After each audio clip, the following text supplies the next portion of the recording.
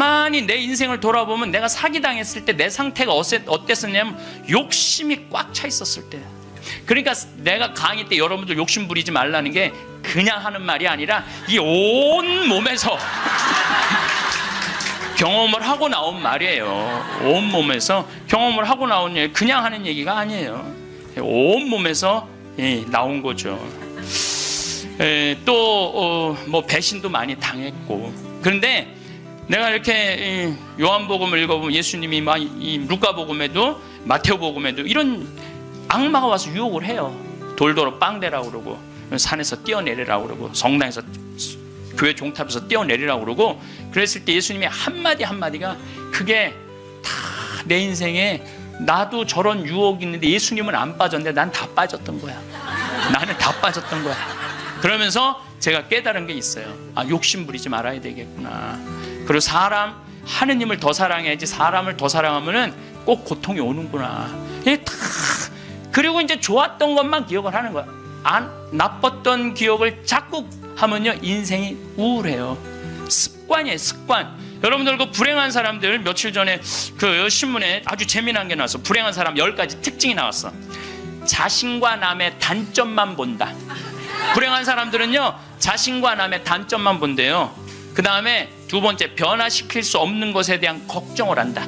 그러니까 과거를 집착하는 거야. 과거에 내가 왜 그랬을까? 안 바뀌어요, 과거는. 그 다음에 쉽게 포기한다. 뭘 하다가 그냥 금방 포기하는 사람, 이 사람 불행해진다는 거죠. 운동을 하지 않는다. 운동하는 사람이 행복해요. 그래서 여러분들 꼭 운동하셔야 돼. 뭐 이건 이번 다음 달 강의에 꼭 하겠지만은, 그 다음에 성취 불가능한 목표를 세운다. 성취 불가능한 목표를 세운다. 건강에 좋지 않은 음식만 골라 먹는다. 그러니까 우리가 행복하려면 건강에 좋은 음식을 먹어야 돼. 우리 청국장 가루 같은 거, 이런 거. 얼마나 좋아요, 이 청국장 가루 같은 거.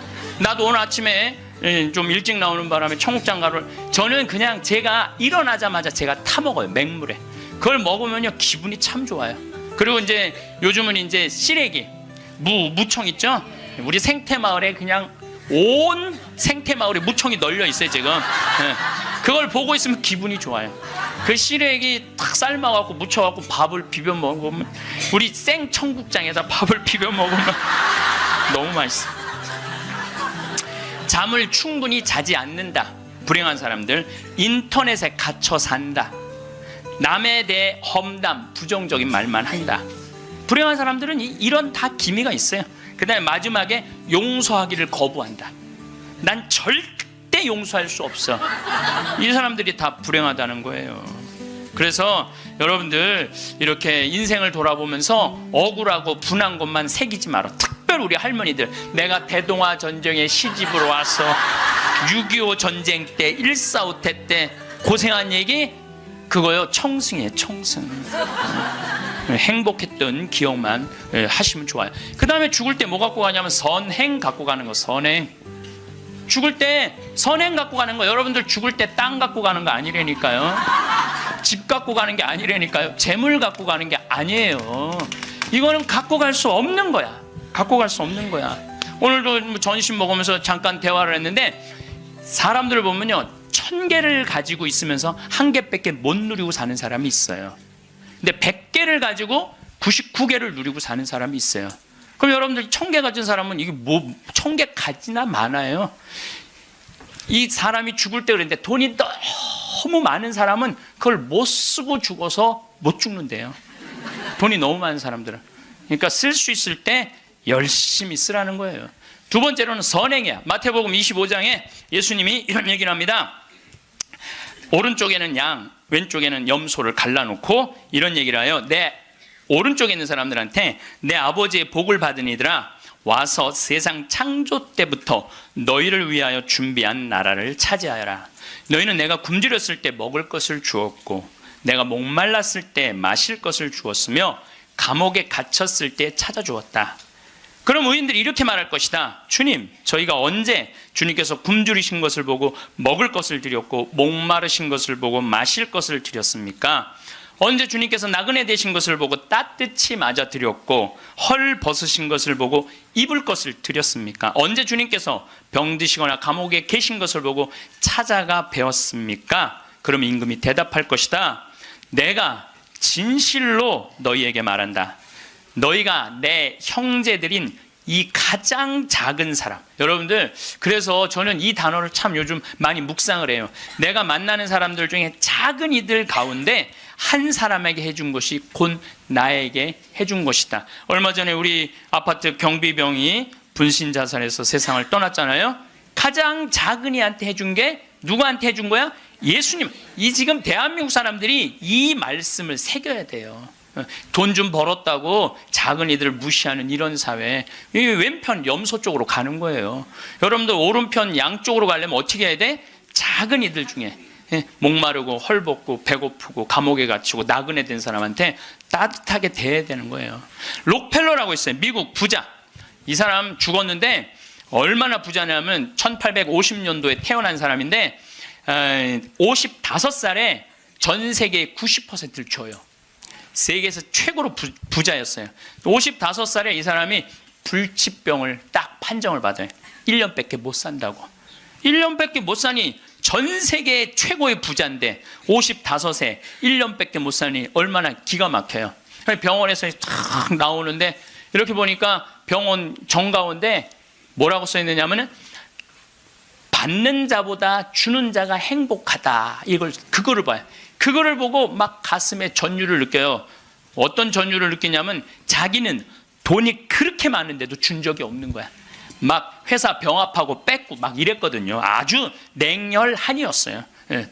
완전히. 그래갖고 가만히 나는 그 많은 돈 중에 준 적이 없네. 준 적이 없네.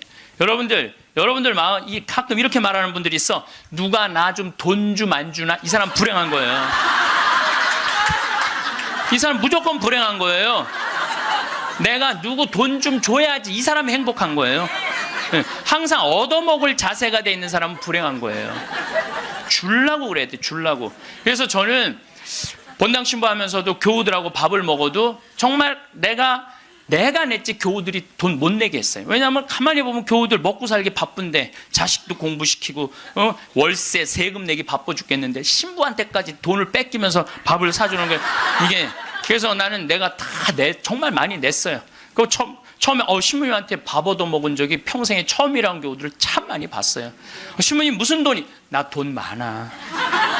나는 강사료도 많고 인세가 또 많이 들어오잖아요. 나는 인세도 많이 들어오고 그래서 난 많으니까 걱정하지 마라. 그래갖고 난 다 사줬어요.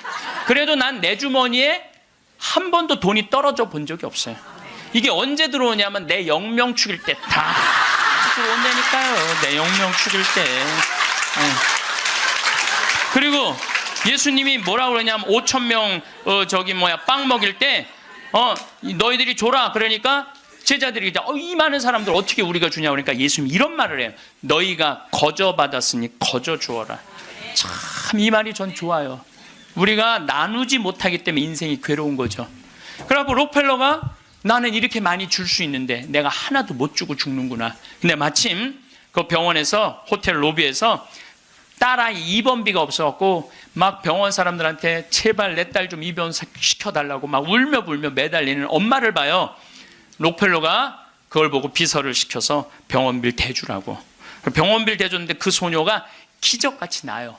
록펠러가 너무너무 행복한 거야.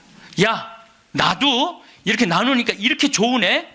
내가 남은 1년 동안 나눠야 되겠다. 그래서 막 시카고 대학도 세우고 병원 한 2,000개 세우고 도서관도 세우고 고아원도 세우고 그 남은 시간 동안 돈이 많으니까 엄청나게 나누기 시작을 했어요.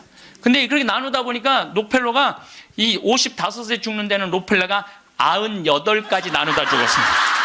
98까지 나누다 죽었어요. 그러면서 죽으면서 록펠러가 이런 얘기를 해요. 어떤 얘기를 하느냐면 내가 쥐려고 그랬던 55년은 쫓기고 살았다는 거예요. 인생을. 사람이 가지려고 그럴 때는요 인생을 쫓기게 돼 있어요. 근데 내가 나누기 시작하면서부터는 내 삶은 기쁨으로 가득 찼다고 그래요. 기쁨으로 가득. 그래서 여러분들 신부님 저는 주머니에 돈 한 푼도 부처님이 그랬잖아요. 나눠라 그러니까 저는 부처님 아무것도 가진 게 없습니다. 그러니까 부처님이 뭐라 그래요? 왜 네가 가진 게 없냐? 네가 사람들하고 대화할 때 따뜻하게 웃어주는 것도 나누는 거다. 누가 사람이 얘기를 할 때 네가 자세를 낮추고 경청하는 것도 그것도 나누는 거다. 공손한 것도 나누는 거다. 여러분도 꼭 돈으로 나눠야 돼? 아니에요. 마음으로도 얼마든지 우리가 나눌 수가 있는 거예요. 저는 지난 월요일 날 너무너무 놀란 사건이 있었어요. 이게 참 신기해요. 성남에 사는 할머니, 할머니도 나이가 85, 할아버지는 90인데 나한테 40억을 들고 왔어요. 그래갖고 교구청에서 그 아주 서류를 다 해놨어. 법무사까지 다 와서 다. 그래서 어저께 그러니까 월요일 날 40억을 기증을 받았어요. 할머니가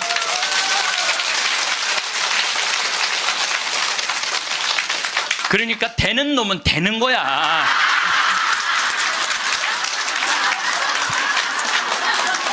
그래서 할머니한테 물어봤어요. 이 많은 돈을 왜 나한테 기증을 하느냐? 그랬더니 신부님 제가 강의를 듣는데 신부님이 잠비아에 농업대학을 세우고 싶다고 그런 게 있는데 대학을 세우는 건 또 내가 저 잠비아 농장 꾸미는 거하고는 또 다르잖아요. 근데 저 신부님이 지금 저렇게 열정적으로 일을 하는데 나는 이제 떠날 날이 얼마 남지 않았는데 근데 그래서 이제 신부님한테 기증을 하기로 했다고. 근데 할아버지가 더 멋있는 거야. 무엇이냐? 나한테 기증서 마지막 서류 등기 다 해갖고 왔어. 그래갖고 근데 지문이 안 나오는 거야. 나이가 많으시니까. 난 또 월요일에 처음 알았어요. 여러분들 좀 기증하려면 조금 젊었을 때 지문 나올 때 하세요. 지문 나올 때. 지문이 안 나오는데 한 10번을 하는데 10번 다 기쁘게 하시더라고요. 근데 할아버지가 이런 말씀을 하세요. 이제야 좀 마음이 홀가분하다고. 그러면서 할아버지가 이런 말씀을 하세요. 그 아프리카에 그 굶는 사람들을 보면 너무 가슴이 아픈데 그냥 빵을 주는 건 큰 의미가 없다는 거예요. 그 빵을 만들 수 있는 사람을 키워내는 일이 더 중요하다는 거예요. 그래서 이제 그걸 이제 받아서 이제 제가 이제 또 숙제가 하나 생겼죠. 근데 신부님 왜 그렇게 좋아하세요? 신부님 주머니에 한 푼도 안 들어가는데 왜냐하면은 우리 천주교가 그런 건 참 좋아요. 누가 기증을 받아도 내 이름으로 받을 수가 없어. 신부 이름으로. 그러니까 교구청 법인으로 받는 거야. 그러니까 내가 어떻게 해먹으려고 그래도 해먹을 수가 없어.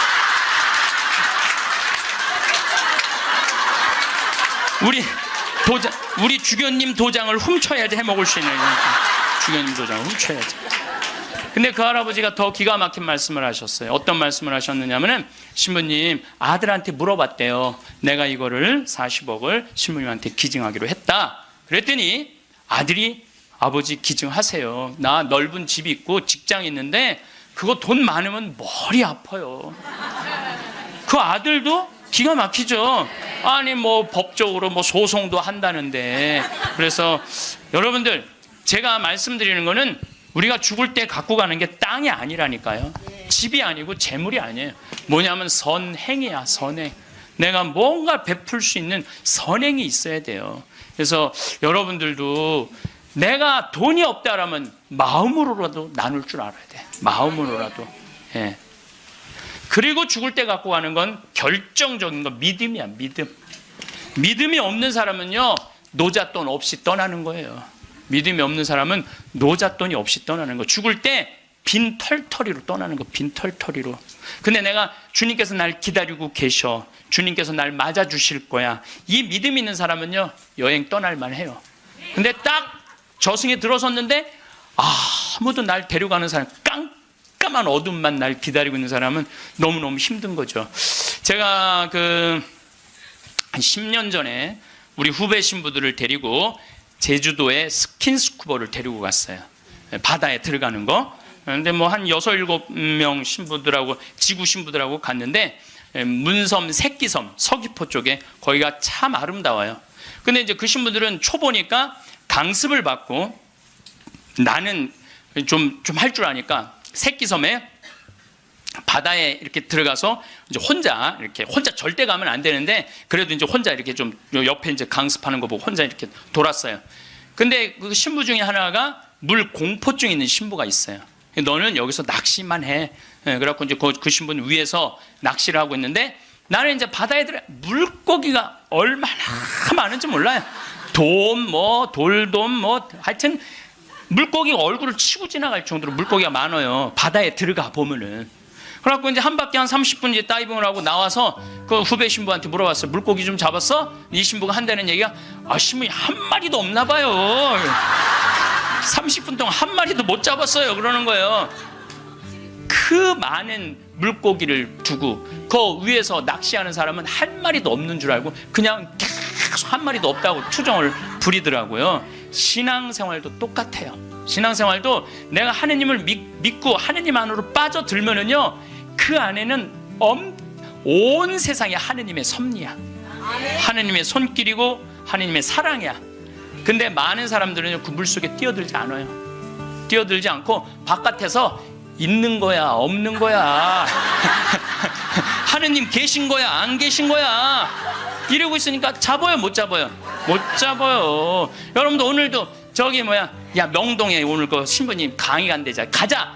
데리고 올라오래. 아유 뭘 가, 니네나 가. 난 나중에 기회 되면 갈게. 그 사람은요 못 잡는 거예요. 물고기를 못 잡는 거예요. 얼마나 하느님 안에 들어가면은 신앙의 보물이 얼마나 많은데. 또 우리 보좌 신부님이 그런 얘기를 해요. 보좌 신부님이 자기 낚시를 참 좋아해요. 우리 보좌 신부님이. 근데 신부님 강론 때 그러더라고요.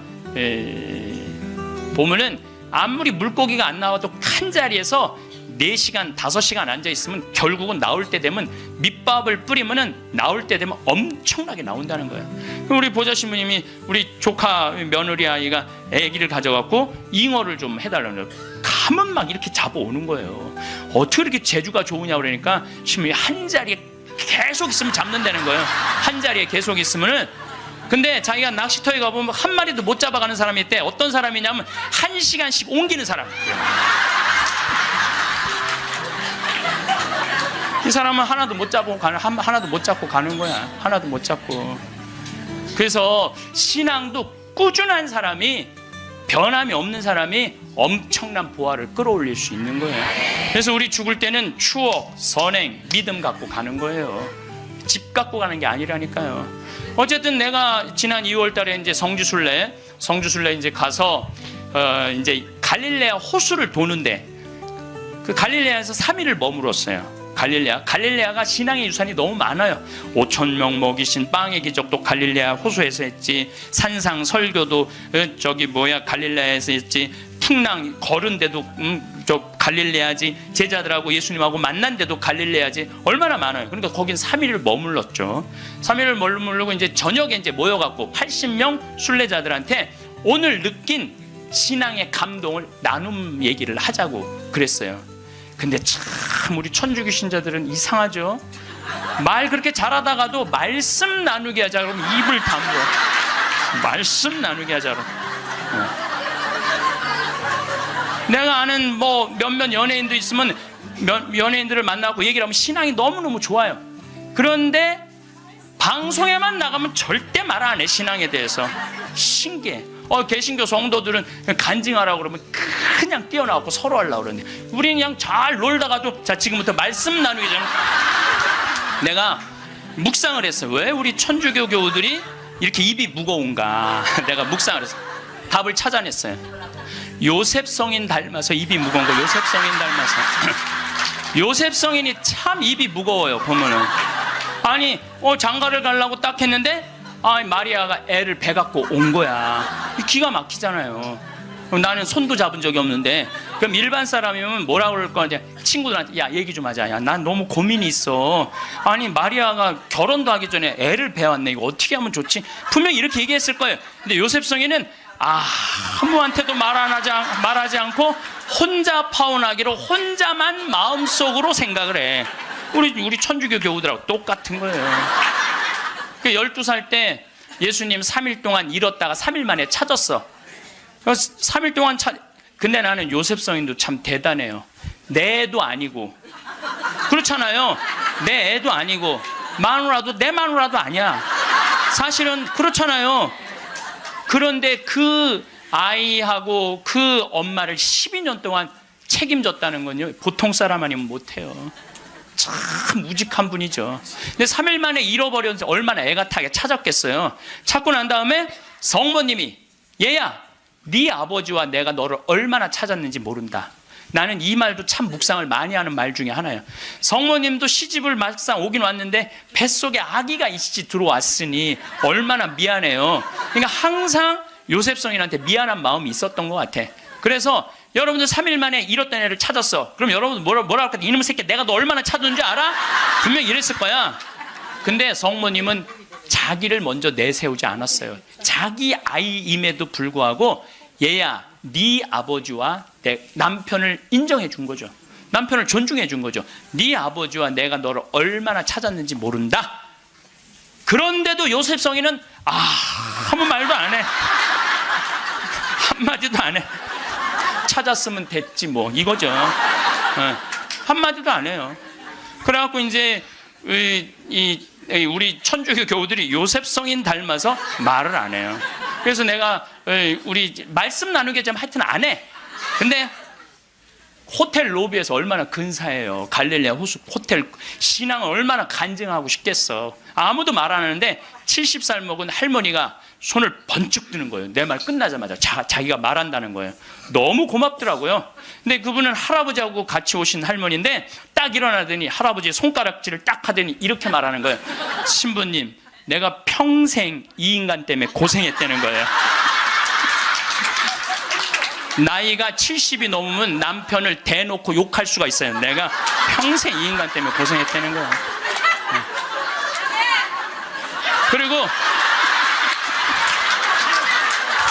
그리고 자기가 자식 셋 키웠는데 70이 됐는데 자기한테 자식들이 고맙다고 말 한마디 안 하고 남편이 그 잘난 반지 목걸이 한번 사준 적이 없다는 거예요. 속에서 우라통이 터지더래요. 내가 그렇게 고생을 해서 자식들을 키우고 남편 뒷바라지를 했는데 나의 고생을 알아주는 사람이 하나도 없더래. 갈비 먹고 싶을 때 와서 갈비 사주는 놈 한 놈도 없다는 거예요.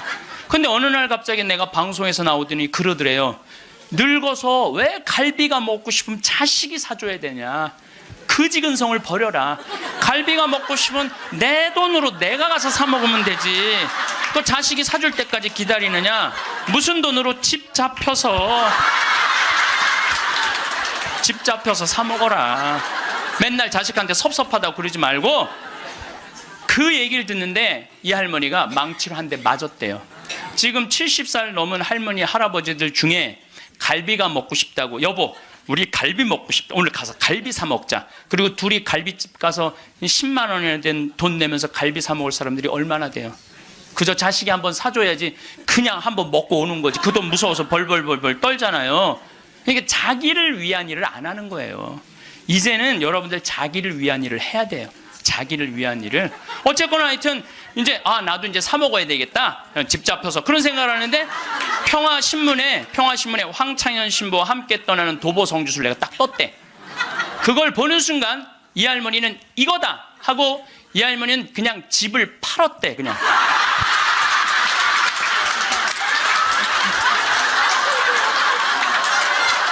집을 팔았대요. 네. 집을 팔고 1억이 남은 걸 가지고 성주순례를 따라온 거예요. 여동생 부부하고. 근데 왔는데 자기 너무너무 행복하대. 그런데 이 할아버지는 맨날 술만 먹던 할아버지인데 성주순례도 안 따라오려는 걸 억지로 끌고 온 거야. 근데 이 할아버지가 다리도 아프다 뭐도 그런데 10일 동안 걸으면서 하느님을 만난 거야. 하느님을 완전히 만나서 성주순례 끝나고 난 다음에 3개월 후에 다시 뒤풀이를 했는데 이 할아버지가 할머니가 그러는 거예요. 저 양반이 미쳤나 보다고.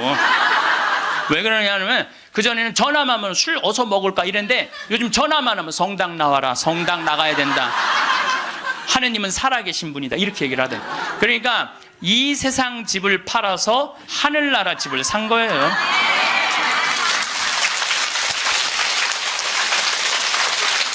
그러니까 여러분들도 제발 이 세상에 너무 얽매이고 연연하지 말라는 거예요.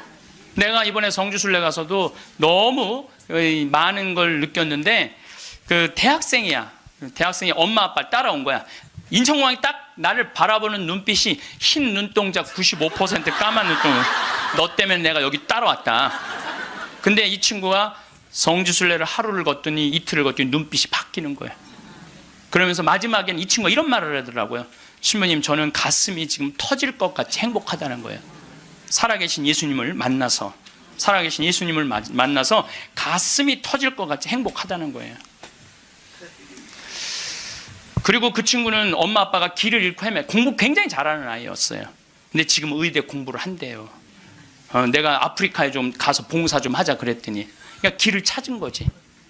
그러니까 여러분들 제발 좀 죽기 전에 가지 말고 언제 가? 지금 가세요. 지금 가세요.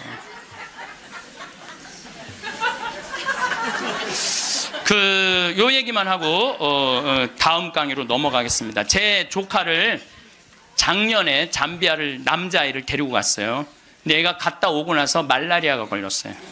근데 빈센트 병원에 입원을 했는데 빈센트 병원에서 자기네들은 우리 풍토병이 아니기 때문에 컨트롤 못 한다는 거예요. 그래서 여기 국립 의료원으로 끌고 왔어요.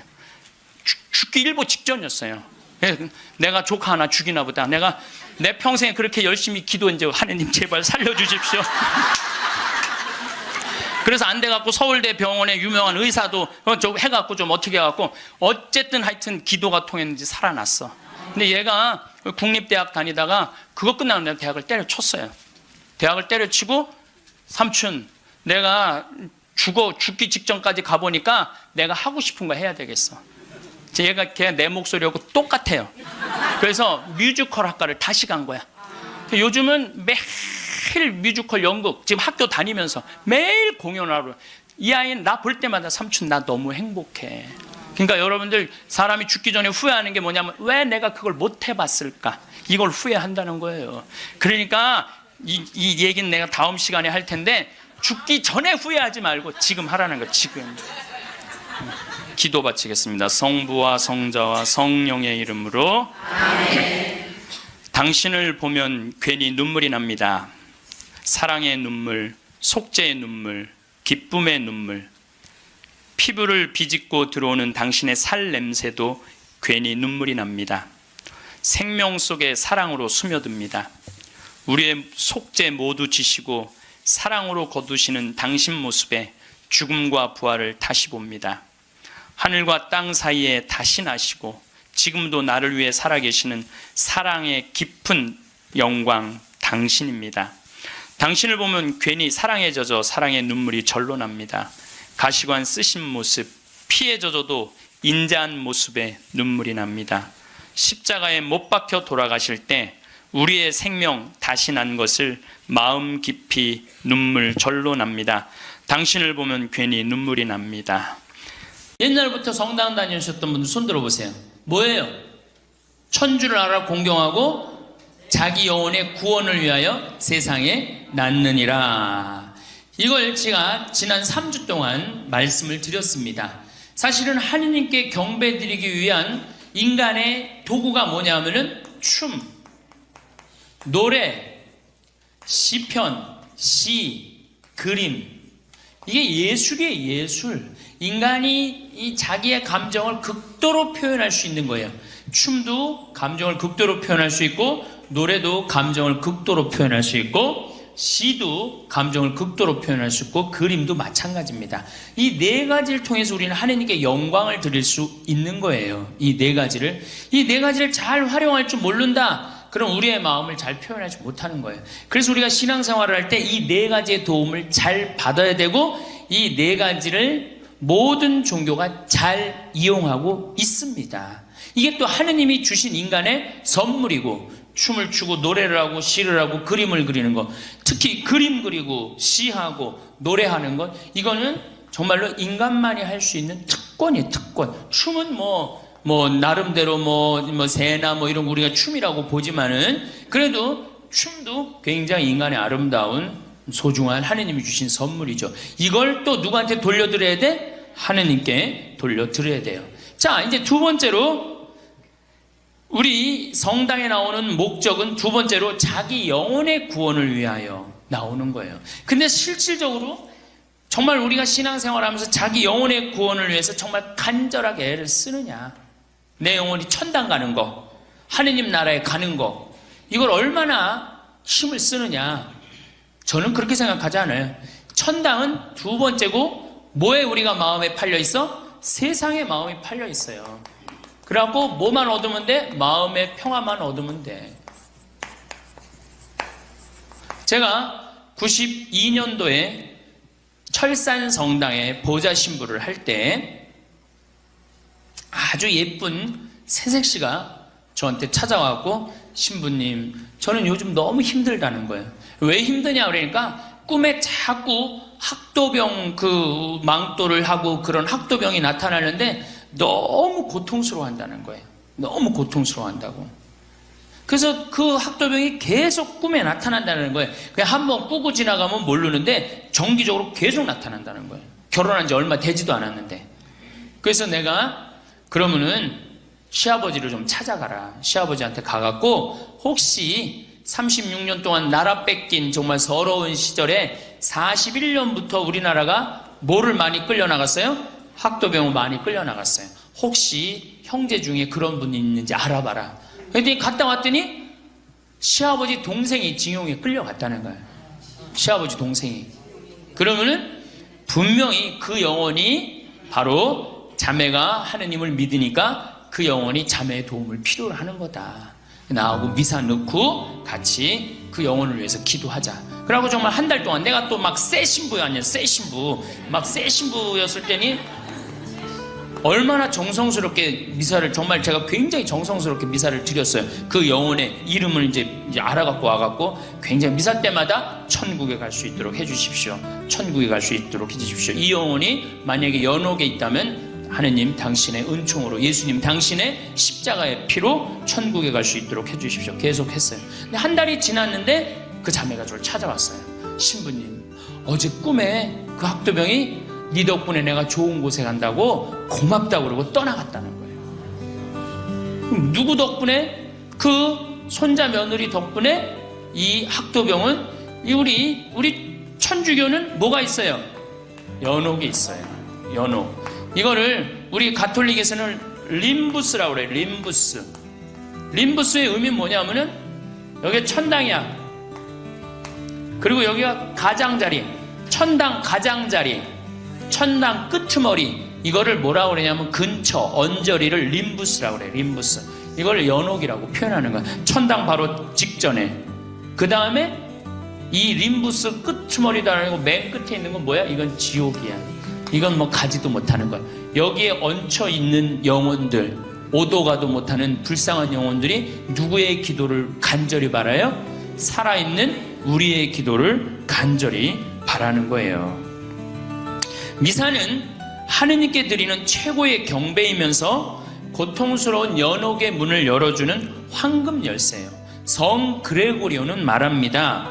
어떤 연옥 영혼을 위하여 미사가 봉헌되면 그동안은 그 영혼의 괴로움이 아주 중지되든가 또는 적어도 얼마만큼 가벼워진다.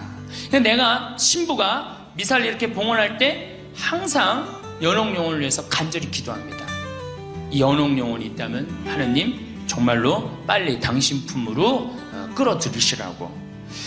이 세상에서 착하게 산 사람은 반드시 천당에 올라갈 거고 그렇지 못한 사람은 연옥에서 단련을 받아야 돼요.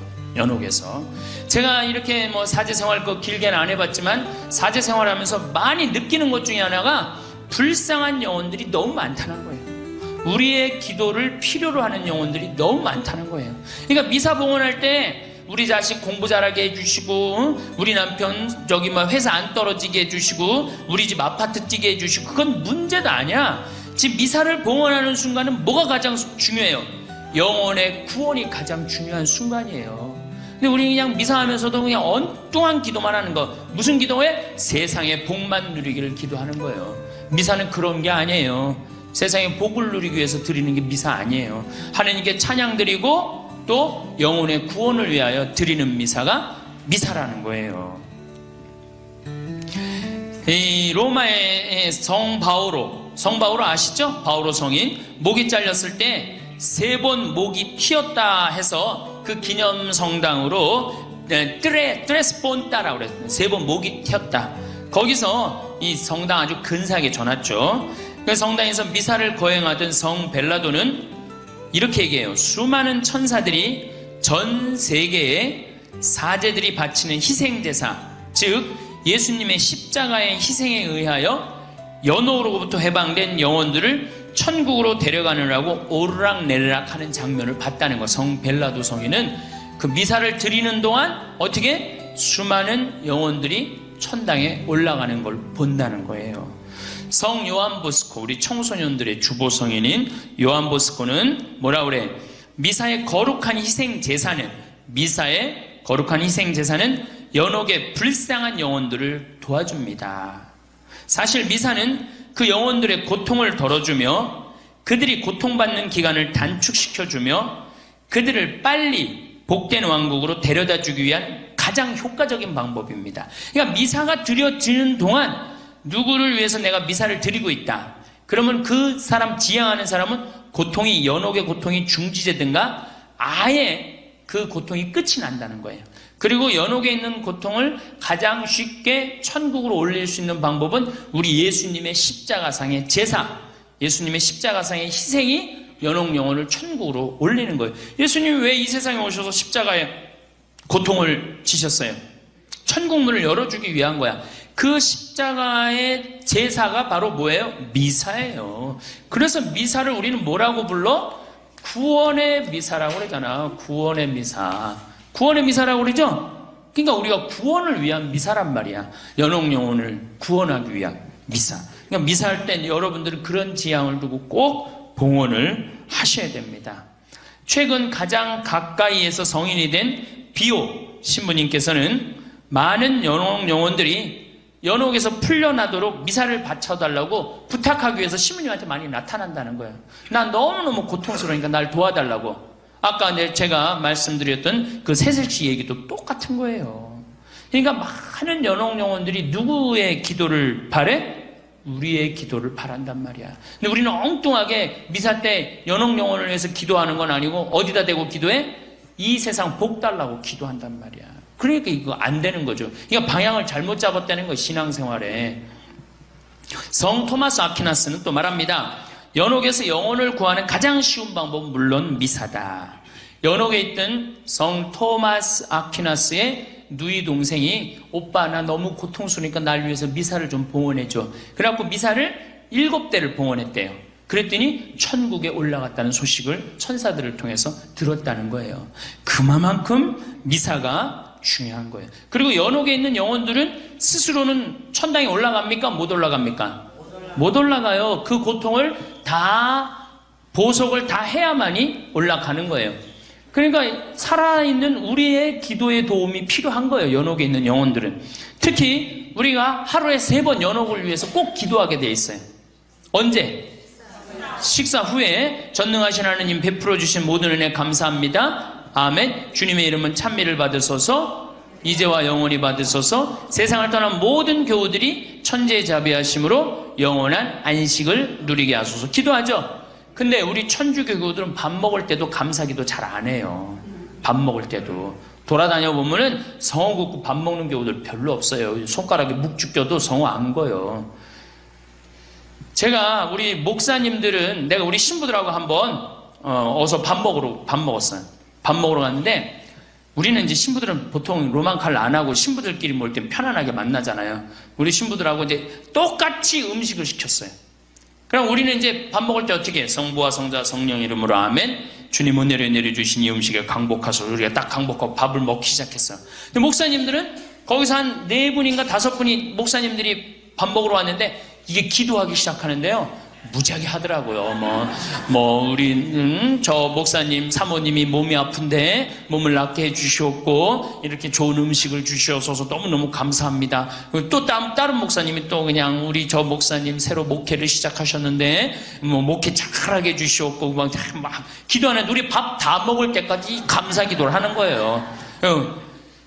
정말로 우린 그렇게 감사 기도 애절하게 안 해요. 이렇게 밥 맛있게 주셔서 감사합니다. 제가 제일 잘하는 게 감사기도예요. 감사기도.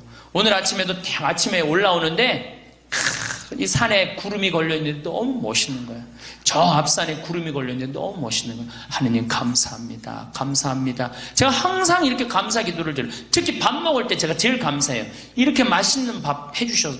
제가 요즘 우리 무를 심는데 무 처음에 무청이 나잖아요. 그거 처음에 3개 하나 따줘요. 다. 그거 갖고 지금 물김치를 담았는데 얼마나 맛있는지 몰라요. 먹을 때마다 내가 감사하다고 그래. 농약 안 쳤지. 그 자연의 냄새가 나지. 감사합니다. 이렇게 밥 먹을 때 내가 감사 기도할 때 연옥 영혼들이 어떻게 해? 다 쳐다보고 밥 먹어라. 맛있게 먹어라. 먹고 난 다음에 누구를 위해서 기도하니까? 나를 위해서 기도하니까. 근데 우리 천주교 교우들이 밥 먹고 그냥 일어나서 가는 경우가 천지야.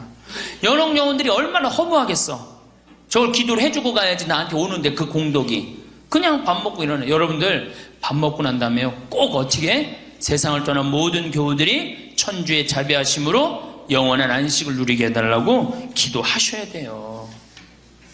많은 분들이 그럴 거예요. 죽음은 끝이지 있긴 뭐가 있어. 하느님 뭐가 있어.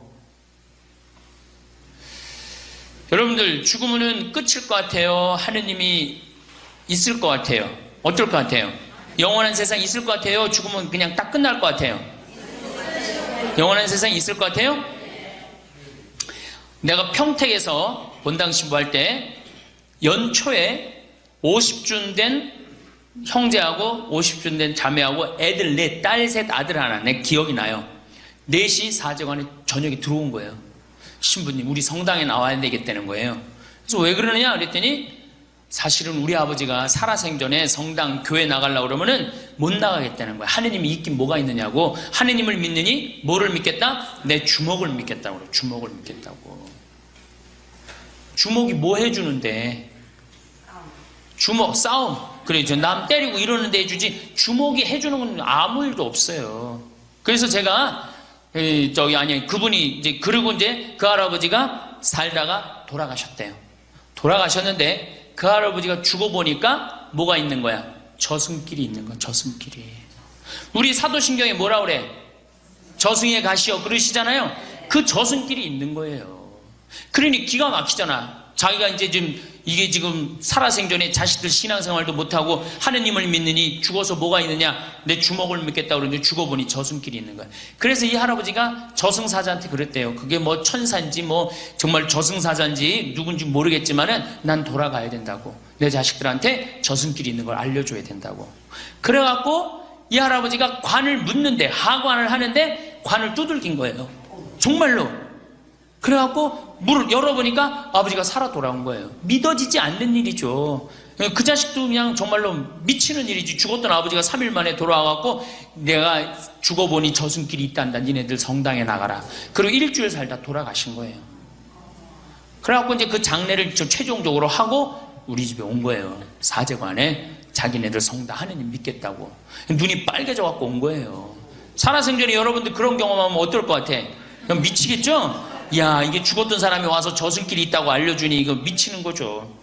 그래갖고 교리에 등록을 해갖고 얼마나 열심히 교리를 받았는지 몰라요. 그래갖고 세례를 받았어요. 그런 경험도 있어요. 물론 그분들 한 6개월 지나고 나면 다시 냉담했어요.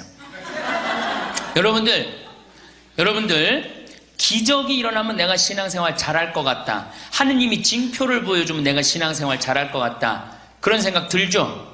의심이 날 때 그런 분들은 기적이 일어나도 6개월 지나고 1년 지나면 까먹어요. 믿음은요, 본다고 믿는 게 아니에요. 보지 않고도 믿는 게 진짜 믿음이라고 누가 얘기했어? 예수님이 얘기했어요. 예수님이. 아무리 물론 그분들 다시 또 이제 난 하느님을 믿는다고 생각하지만은 믿음이라는 건요, 그냥 하느님 이 자체가 하느님인데 온 세상에 하느님의 기운이 들어있는데 뭘 증거를 바라봐. 지금 내가 살아있는 것 자체가 이게 기적이고 이게 신앙인데.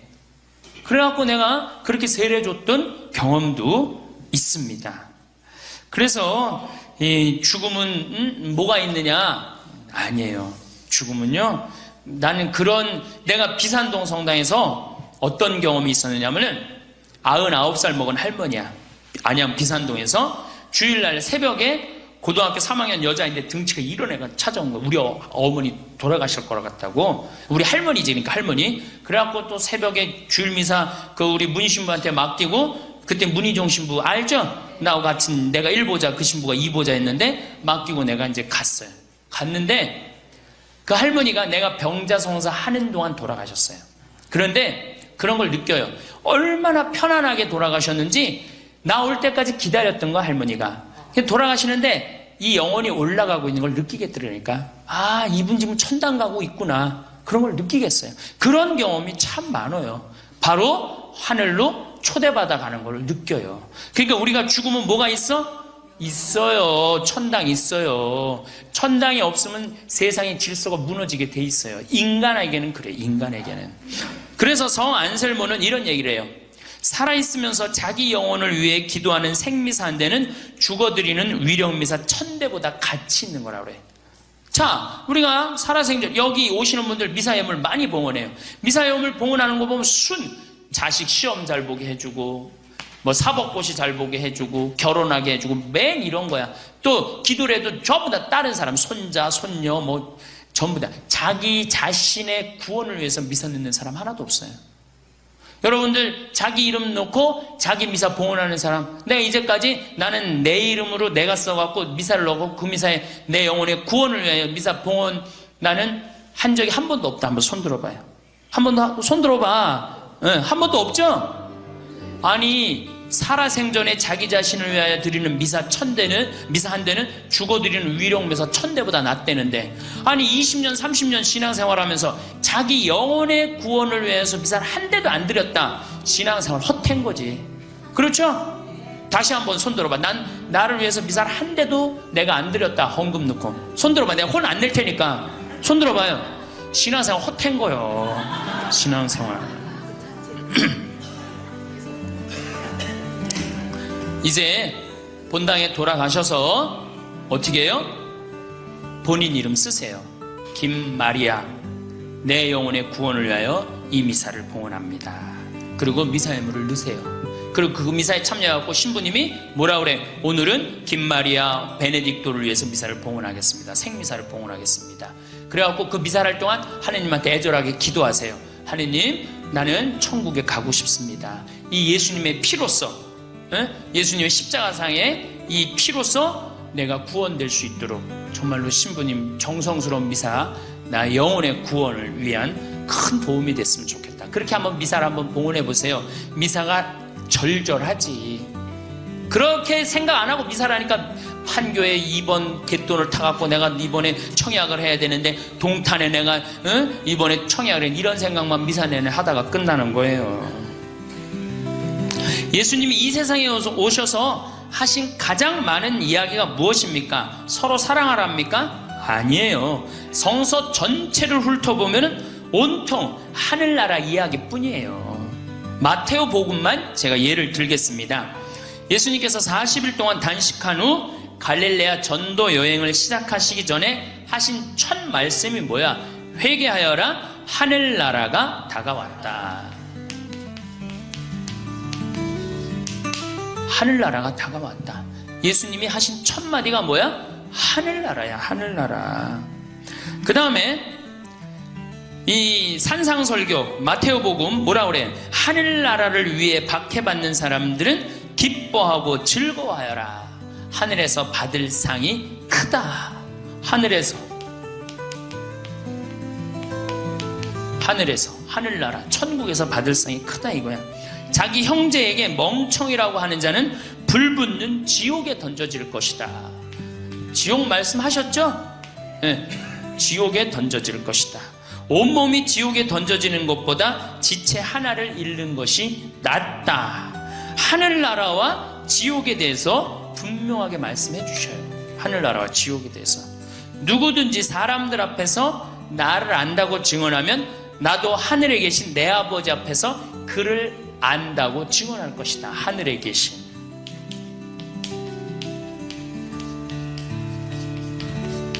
그렇죠?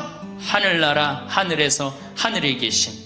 예수님은 또 하늘나라가 얼마나 가치 있는 곳인지 다음의 비유를 들어 말씀하십니다. 하늘나라는 밭에 숨겨진 보물과 같다. 그 보물을 발견한 사람은 그것을 다시 숨겨두고서는 기뻐하며 돌아가서 가진 것을 다 팔아 그 밭을 산다. 자, 하늘나라는 밭에 숨겨진 보물. 우리 내가 지금 배추 심고 무 심는데 봤더니 어떻게 내가 지금 배추밭 무밭 빌려서 하거든요. 근데 알고 봤더니 그 보물이 있어. 가득 들어있어. 배추 심는데. 그럼 어떻게? 내가 가지고 있는 거 다 팔아서 그 밭을 산다는 거죠. 하늘나라는 그거하고 똑같다는 거예요. 그러니까 우리 할머니들 평생 지금까지 이제 살아왔으니까 이제는 내가 가진 거 다 팔아서 뭐 사야 돼? 하늘나라 사야 돼. 자식들한테 땅 물려주고 집 물려줄 게 아니라니까.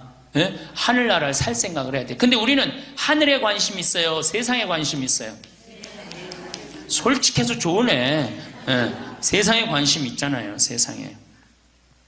또 하늘나라는 좋은 진주를 찾는 상인과 같다. 그는 값진 진주 하나를 발견하자 가서 가진 것을 모두 처분하여 그것을 산다. 그러니까 하늘나라는 니네가 가진 걸 다 팔아서 사도 아깝지 않다는 거예요. 예수님 말씀에 의하면. 왜 천주교 교우들 죽기 전에 성당의 신부님이나 수도원에 가서 모든 재산 성당 지어서 봉헌하면서 죽는 사람이 드무냐? 나는 이제까지 지금 17년 사제 생활하면서 수원교구에 정말 돈 많은 사람이 죽으면서 내가 성당 하나 져서 봉헌하겠다 30억 40억 기증하고 죽은 사람 하나도 못 봤어요. 근데 내가 로마나 이탈리아 프랑스 성지순례 가보면요, 한 사람이 기증하고 지은 성당 수두룩해요. 한 사람이 자기가 가진 재산 다 팔아서 성당 짓고 돌아간 사람 수두룩해요. 근데 우리는 왜 천주교 교우들이 그게 없어? 우리는 하늘나라에 관심이 없어. 어디에 관심 있어? 세상에 관심 있어. 세상에. 개신교 내가 이렇게 얘기 들어보면은 어떤 성도들은 교회 시골 교회 한두 개 줘서 봉헌하는 사람들 많아요. 잘 사는 사람들. 근데 천주교는 절대 안 그래. 왜?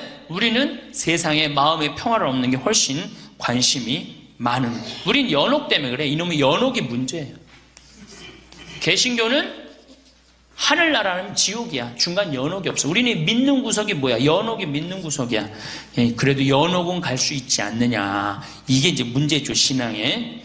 하늘나라는 이 어린이들 같은 사람들 것이다. 옛날에 정말 잘 나갔는데, 옛날에 왕년에 내가 정말 끝내줬는데, 내가 지금 이걸 때 이런 소리 안 해요.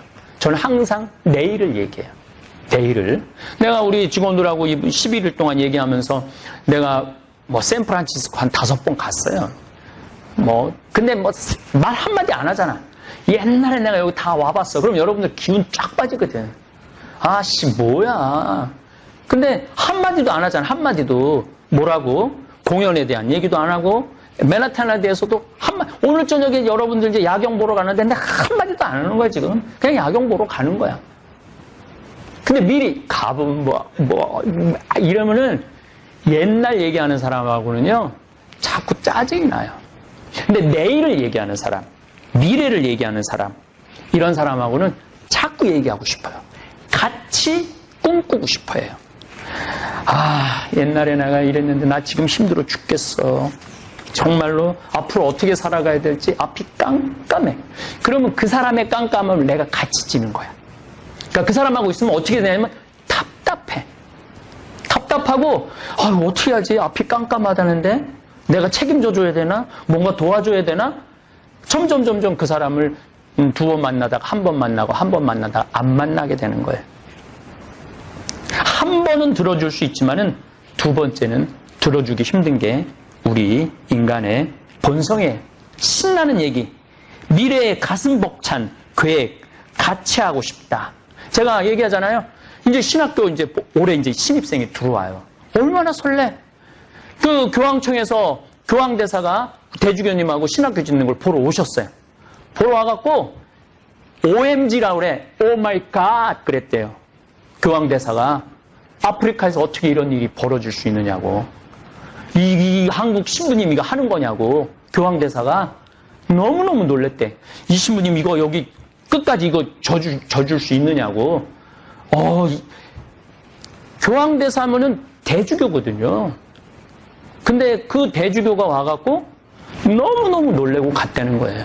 그래서 아마 내년에 이제 우리 주교님, 우리 수원교구 본주교님이 축성하러 가시겠다고 그랬을 때 그 교황대사하고 대주교, 대통령도 아마 올 거예요. 얼마나 신나. 얼마나 그리고 올해 이제 20명이 이제 신입생이 들어온다고 그래요. 저는 앞으로 한 50명, 그리고 100명까지 저는 들어올 거라고 생각을 해요. 참배 가톨릭 신자가 500만 명이라고 그러니까 시스템만 잘 갖춰준다면은, 그러면은 아프리카의 교회, 가톨릭 교회가 일어나는데 정말 우리가 하늘의 미랄이 되는 거거든요. 그래서 우리 생태마을 직원들 정말 대단한 일을 지금 하고 있는 거예요. 여러분들 청국장 파는 게 아무것도 아닌 것 같은데 이게 위대한 일을 하는 거예요. 그 청국장이 우리 국민들한테도 건강을 주지만은 이 세계의 건강을 나눌 거라고 생각합니다. 우는 아이 한 대 더 때리고 웃는 아이 한 번 더 안아준다. 그러니까 여러분들도 어디 가서 우는 소리, 그건 그냥 본인이 이렇게 묻어두는 그런 훈련이 필요해. 예. 이 사람한테 가서 울고 저 사람한테 가서 울고 온 세상에 울고 다녀봐. 누가 그 사람을 안아주겠어요?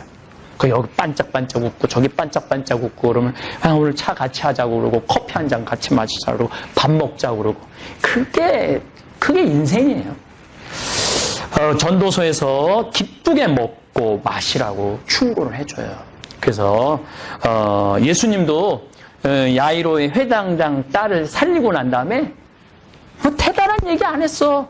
소녀에게 먹을 것을 주어라. 죽도 살아났는데 너 살아났으니까 기도해라, 여기 고맙다고 그래라, 저기 고맙다라고 그래. 그런 얘기 안 해요. 소녀에게 먹을 것을 주어라. 이렇게 말씀하세요. 오늘 우리 메이플 김대건 안드레아 성당 교우들이 각자 집에서 우리 생태마을 직원들을 위해서 이 미사 끝나면은 먹을 것을 지금 다 준비를 해놨대. 그래갖고 신부님이 지금 미사 언제 끝나면 지금 왔다 갔다 지금 하셔. 예. 근데 오늘 토요특강 때문에 지금 말을 지금 내가 많이 하는 거예요. 예, 정말 감사합니다. 어디를 가든 너희는 먹고 마시고 머무를 자격이 있다라고 예수님 말씀하셨어요. 저는 그 말이 얼마나 고마운지 몰라요. 왜냐하면 내가 전 세계 어디를 가도 내 돈을 내. 뭐라고 하길래. 돈을 내지는 않지. 돈을 더 받아오지, 오히려. 나 먹여주고, 재워주고, 차비하라고 돈 주고. 오늘 음식도 저는 하느님이 마련해 주셨다고 믿습니다. 우리는 이 힘으로 잠비아의 기적을 일으킬 것입니다. 여기 온 대부분의 직원들 내년에 우리 헬레나도 그렇고, 또, 사비오도 그렇고, 마마요, 우리 국장님들, 직원들, 우리 신부님들도 내년에 잠비아에 2달 할 우리 스텝들이에요. 우리 직원들이 이번 미국 여행을 통해서 미션, 내 사명이 뭐냐? 내가 왜 생태마을에서 일을 하고 있느냐?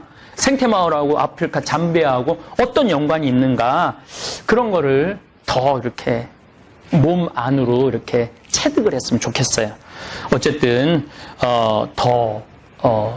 이제 남은 시간, 이제 그야말로 아직도 놀랄 일이 한 번 더 남았어요. 우리 나이아가라 폭포 가잖아요.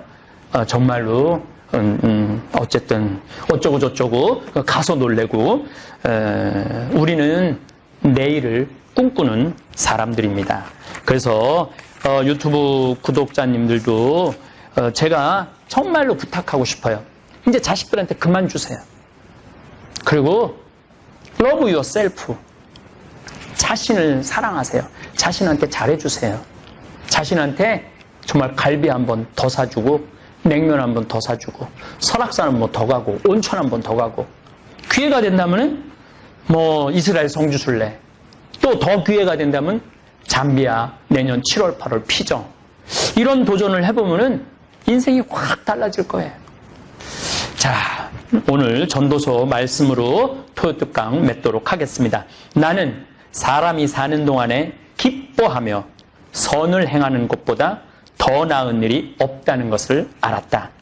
사람이 먹고 마시고 수고함으로써 기쁨을 누리는 것, 그것이 하느님의 선물이다.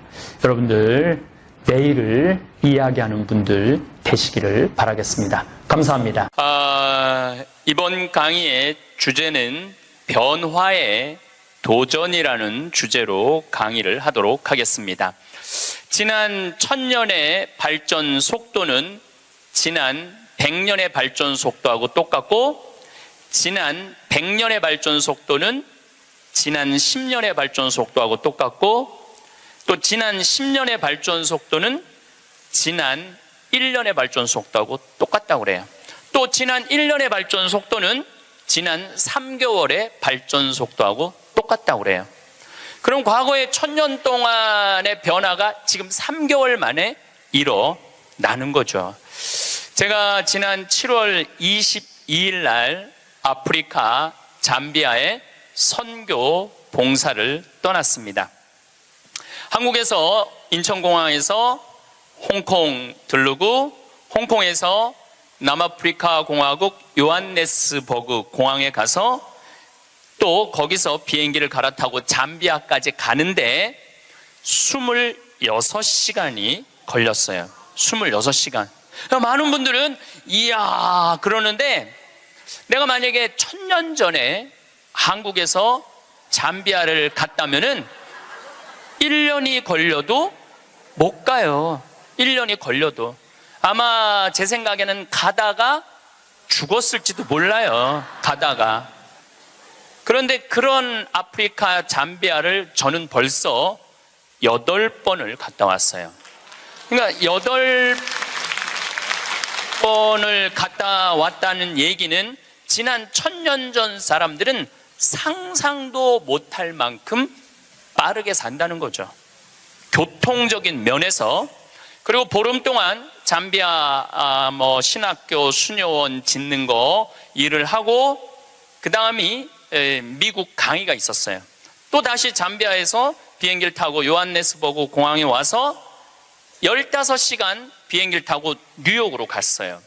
또 뉴욕에서 최종 목적지 LA까지 6시간 비행기를 타고 갔어요.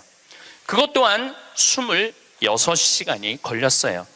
26시간이 걸렸는데 벌써 이제 지구를 한국에서 출발해갖고 거의 3분의 2바퀴를 도는 거잖아요. 그래서 미국에서 LA, 시카고, 텍사스, 덴버, 멤피스, 최종은 다시 동부 아틀란타에 가서 강의를 하고 다시 13시간을 타고 한국으로 돌아왔어요. 지구를 한 바퀴 딱 도는데 걸리는 시간은 3일이에요. 3일. 지구를 한 바퀴 도는데 걸린 시간이 3일이에요. 1000년 전에는 지구가 그렇게 동그란지도 몰랐어요. 1000년 전에는. 돈다는 건 상상도 못했고, 아마 배 타고 많이 돌았겠죠. 배 타고 돌았으면은 아마 거의 죽었을 거예요. 그런데 이렇게 제가 지구를 한 바퀴씩 매번 도는 게 벌써 한 5번 정도 이렇게 돌았어요. 그러니까 옛날 사람들에 비하면은 나는 엄청나게 빠른 속도로 살고 있는 거죠. 여러분들 서울에서부터 부산까지 KTX로 얼마가 걸려요? 2시간 반 걸려요. 앞으로 조금 무슨 기차가 나오면 30분 걸린대요. 30분. 부산에서부터 옛날에 한양까지 오는데 걸린 시간은 한 달이었다고 그래. 한 달. 야, 옛날에 한 달 걸리는 걸 2시간 반 만에 가는 거예요. 그런데 뭐가 그렇게 조급해갖고 1초도 못 기다리고 빵빵거리고 속력 내고 그런 거 보면은 현대인들이 엄청난 혜택을 누리고 있으면서도 많은 걸 뺏기는 것 같아요. 저는 요즘 운전을 할 때 거의 과속을 하지 않아요. 요즘은 내비게이션으로 여기 딱 찍으면은 평창에서부터 삼성산까지 2시간 반 정도 걸려요. 그러면 한 30분 전에 오면은 그냥 또 요즘 차가 좋아갖고 크루즈라는 걸 걸어놓으면 앞차고 간격을 자기가 알아서 껴드는 차들은 다 껴줘요. 추월하겠다는 차는 다 추월하고.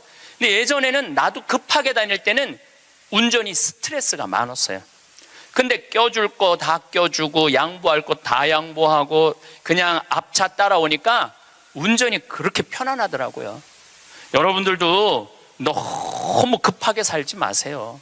급하게 안 살아도 옛날 사람들보다는 제가 보기엔 1000배 빨리 살고 있는 거예요. 급할 게 하나도 없더라고요. 근데 교통보다 더 무서운 변화가 있어요. 교통보다. 통신이에요. 통신. 1960년대는 여러분들 집에 무슨 전화기가 있었죠? 돌리는 다이얼 전화기가 있었죠? 네. 1970년대 후반, 80년대 막 초에 들어서서는 뭐가 있냐면 누르는 전화기가 나왔어요. 그리고 80년대 중반에는 집안에서 무선 전화기가 있었어요. 그러니까 이 거실에 이 돌리는 전화기 있을 때는 바람을 피고 싶어도 필 수가 없었어요. 거실에서 통화를 해야 되니까. 근데 이거는 뭐 화장실에 가서 들고 가서 해도 되고, 그러니까 이 세상이 변하기 시작한 거죠. 1980년대 말은 드디어 우리가 알고 있는 휴대폰이 나왔어요. 휴대폰이. 이제 집 밖에서도 전화를 할 수 있는 세상이 된 거죠. 그리고 우리나라에서는 각각 나라마다 다르는데 2009년에 본격적으로 스마트폰이 나왔어요. 이 스마트폰 안에는, 그래서 제가 오늘 특별히 휴대폰을 갖고 왔는데, 이 안에는 모든 게 다 들어와 있어요. 이걸로 내 차 시동도 걸을 수 있고, 이걸로 텔레비도 볼 수 있고, 동영상도 볼 수 있고, 음악도 들을 수 있고, 인터넷도 할 수 있고, 유튜브도 볼 수 있고, 이게 못하는 게 없어요. 정말 못하는 게, 요 조그만 거 안에 못하는 게 없어요. 1960년대 컴퓨터가 처음 나왔을 때 컴퓨터 미사일 궤적 계산하느냐고 컴퓨터를 썼어요. 그 컴퓨터 크기는 30톤이었어요. 30톤. 그러니까 이 앞에 앉아 계신 여러분들 그런데 그거보다도 이게 성능이 더 좋아요. 훨씬 더 좋은 세상에 살고 있어요. 할머니들이, 내가 명동에, 지난주에도 명동에 모임이 있어서 갔었는데, 이렇게 걷다 보면 할머니들이 날 만나면 너무너무 반가워해요. 아이고, 신부님 여기서 만나다니, 명동 길에서. 그럼 할머니 네 분이 이렇게 만나면은 사진 찍자고, 휴대폰이 있으니까 사진 찍자고. 근데 또 찍을 줄을 모르니까 그 중에 제일 젊어 보이는 할머니한테 네가 찍으라고, 네가 제일 젊으니까. 이건 젊을수록 유리하잖아요, 휴대폰은. 근데 이 할머니가 이런 말 합니다. 나도 잘 몰라. 그래도 네가 찍어, 신부님이랑. 이런 기회가 어딨어. 그래갖고 이제 할머니 세 분하고 나하고 이렇게 웃으면서 내가 이렇게 사진을 딱 찍으려고 웃으면은 할머니가 딱 사진을 찍으면서 하는 소리가 있어요. 신부님, 그런데 왜 내가 나와? 왜 내가 나와? 네가 나오는지 내가 나오는지도 몰라.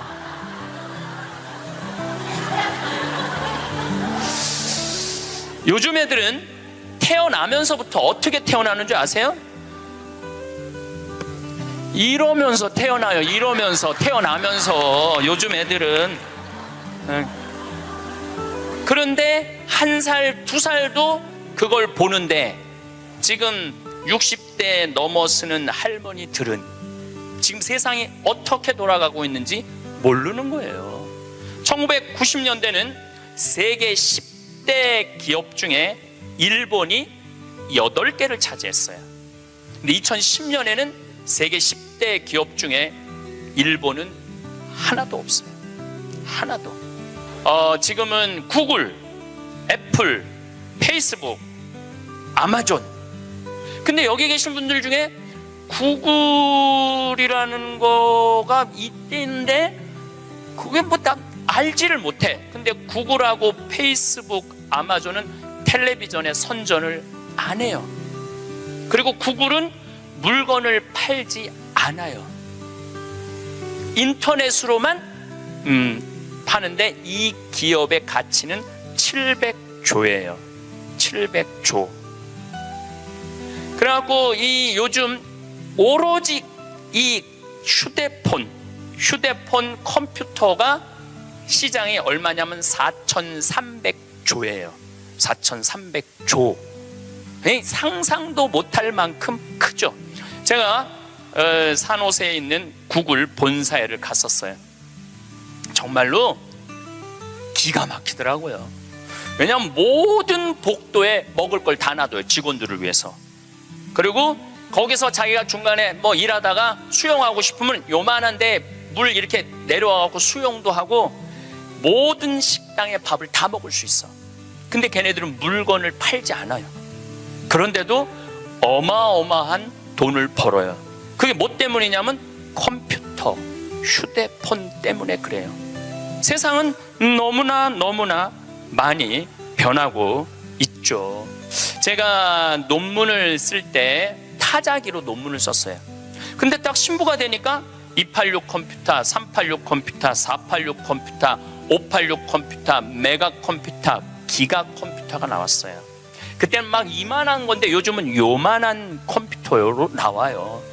제가 왜 이런 말씀을 드리느냐 하면 50살 이상부터는 컴퓨터에 대해서 깜깜해요. 휴대폰에 대해서 깜깜해요. 세상은 컴퓨터, 휴대폰 세상으로 살아가고 있는데 여기 계신 분들은 깜깜이로 살아가는 거야. 깜깜이로 살아가는 거예요. 그런데 문제는 뭐 그런 거 있어도 무슨 문제야. 그냥 살면 되지. 그런데 깜깜한 상태로서 몇 년을 살아야 되느냐 하면은 50년을 더 살아야 돼요. 깜깜한 상태에서 50년을. 우리 생태마을에 오늘도 이제 피정객들이 들어와 계신데 저녁에 프로그램이 제 강의 말고도 7시부터 8시까지는 별 이야기를 해요. 우주에 관련된. 우리가 이제 생태마을이잖아요. 우주에 관련된. 근데 너무너무 좋아해 사람들이 그 이야기를. 그 하는 선생님이 그 공부를 많이 하셨어요. 그래갖고 캐나다에서 오신 분들이 그 별 이야기를 듣고 우리 캐나다 토론토에도 와서 강의해달라고 그럴 정도로. 그래서 그 선생님이 신부님 덕분에 내가 캐나다 가서 강의하게 생겼다고. 그리고 8시부터는 이번에 7월 1일 날 주교님께서 우리 생태마을에 많은 피정객들이 오니까 시카고 대학에서 상담 심리 박사학위를 딴 신부님을 보내주셨어요. 이 신부님은 8시부터 9시까지 무슨 프로그램을 하느냐면 별별 이야기를 해요. 별별 이야기를 다 해보자 이거야. 별별 이야기를. 그래서 이제 뭐 마음이 답답한 분들이 원두막에 모닥불 펴놓고 이야기를, 원래는 1시간 하는데 대개 2시간에서 2시간 반 한대요.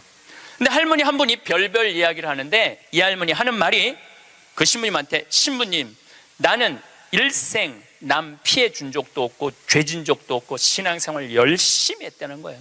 난 정말 부끄럽지 않게 살았는데 며느리가 어느 날 갑자기 자기를 보더니 야인년아 그러더래요. 야인년아. 내가 무슨 죄를 졌다고 며느리한테 그 소리를 들어야 되느냐고. 나는 억울해 죽겠다고 1시간 반을 하소연을 하더래요. 내가 그 얘기를 듣고 우리 상담 소장 신부님한테 그랬어요. 그 할머니가 정말로 모르는 게 하나 있다. 그 할머니가 정말로 잘못한 거는 안 죽고 오래 사는 게 잘못한 거다. 그 할머니의 잘못은 안 죽은 거다. 안 죽은 거. 옛날에는 집안에 그 장수하는 어르신이 있으면 집안에 가문의 자랑이었어요. 근데 참 재미난 설문조사가 있었어요. 명문대학교야. 요 근처에 있는 명문대학 학생들한테 물어봤어요. 10년 전에 부모님이 몇 살까지 살기를 원하느냐고. 근데 10년 전에 명문대학 학생들이 답을 했는데 65세. 부모님이 65세까지 살았으면 좋겠다는 거예요. 근데 또 5년 후에 또 조사를 해봤어요. 똑같은 신입생들한테 부모님들이 몇 년 더 살았으면 좋겠느냐고. 그랬더니 5년 전에는 63세로 줄어들었어요. 부모님이 63세까지 살았으면 좋겠다는 거예요. 근데 얼마 전에 또 똑같은 설문조사를 신입생들한테 했더니 몇 살까지 살았으면 좋겠냐고 그랬더니 60살까지 살았으면 좋겠다는 거예요. 다시 말해서 여기 계신 여러분들은 다 죽어야 돼. 애들의 바람이라면은 다 죽어야 돼. 그런데 부모님 생각하고 자식 생각하고는 너무너무 다른 거예요.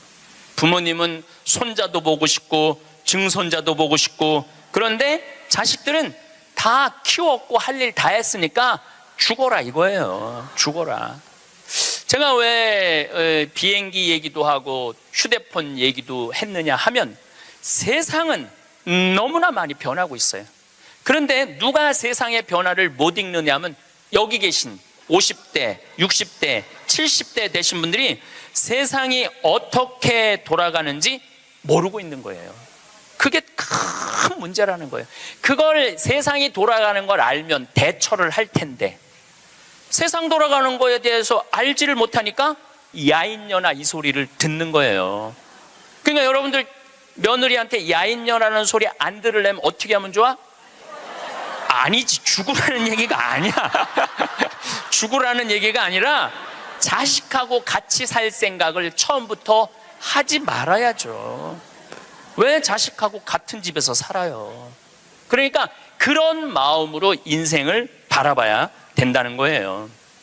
그런데 아마 2040년에는 아마 제 생각에는 아이를 거의 낳지 않을 거예요.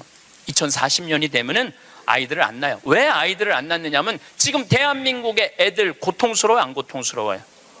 공부하느냐고 고통스럽죠? 경쟁하느냐고 고통스럽죠? 그러니까 애들을 세계에서 가장 애를 안 놓는 나라에 이유가 있는 거예요.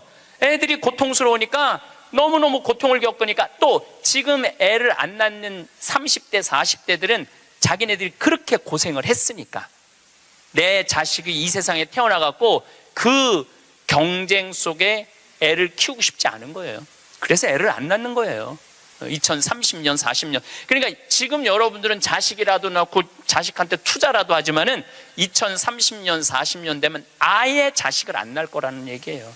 지금 대한민국은 저출산 때문에 이 민족이요, 애를 안 낳으면 민족이 사라지게 돼 있어요. 그러니까 이 대한민국의 존재 자체가 걸려 있는 거예요. 이게 정말 보통 심각한 문제가 아니에요. 그러니까 애를 많이 낳는 유일한 방법은 국가에서 대학까지 등록금을 대주는 거예요. 국가에서 대학까지. 아니 근데 이게 불가능한 얘기가 아니고 유럽은 대학까지 다 국가에서 등록금을 내줘요. 심지어는 박사기까지 내주는 나라들도 있어요. 국가가 책임지면은 여러분들 국가가 등록금 다 대주면은 여러분들은 훨씬 짐이 가볍죠. 그리고 노후 대책도 준비할 수 있고 국가가 다 대주니까. 또 애를 많이 낳게 하려면은 국가가 뭐도 해야 되느냐면은 할머니 할아버지들한테 연금도 다 보줘야 돼. 연금도 지금 20만 원 40만 원 주잖아요. 그거 80만 원 90만 원까지 올려야 돼. 80만 원 90만 원까지 올릴 수 있어요. 여기 그러니까 내가 답답하다는 거예요. 그걸 어떻게 주느냐고.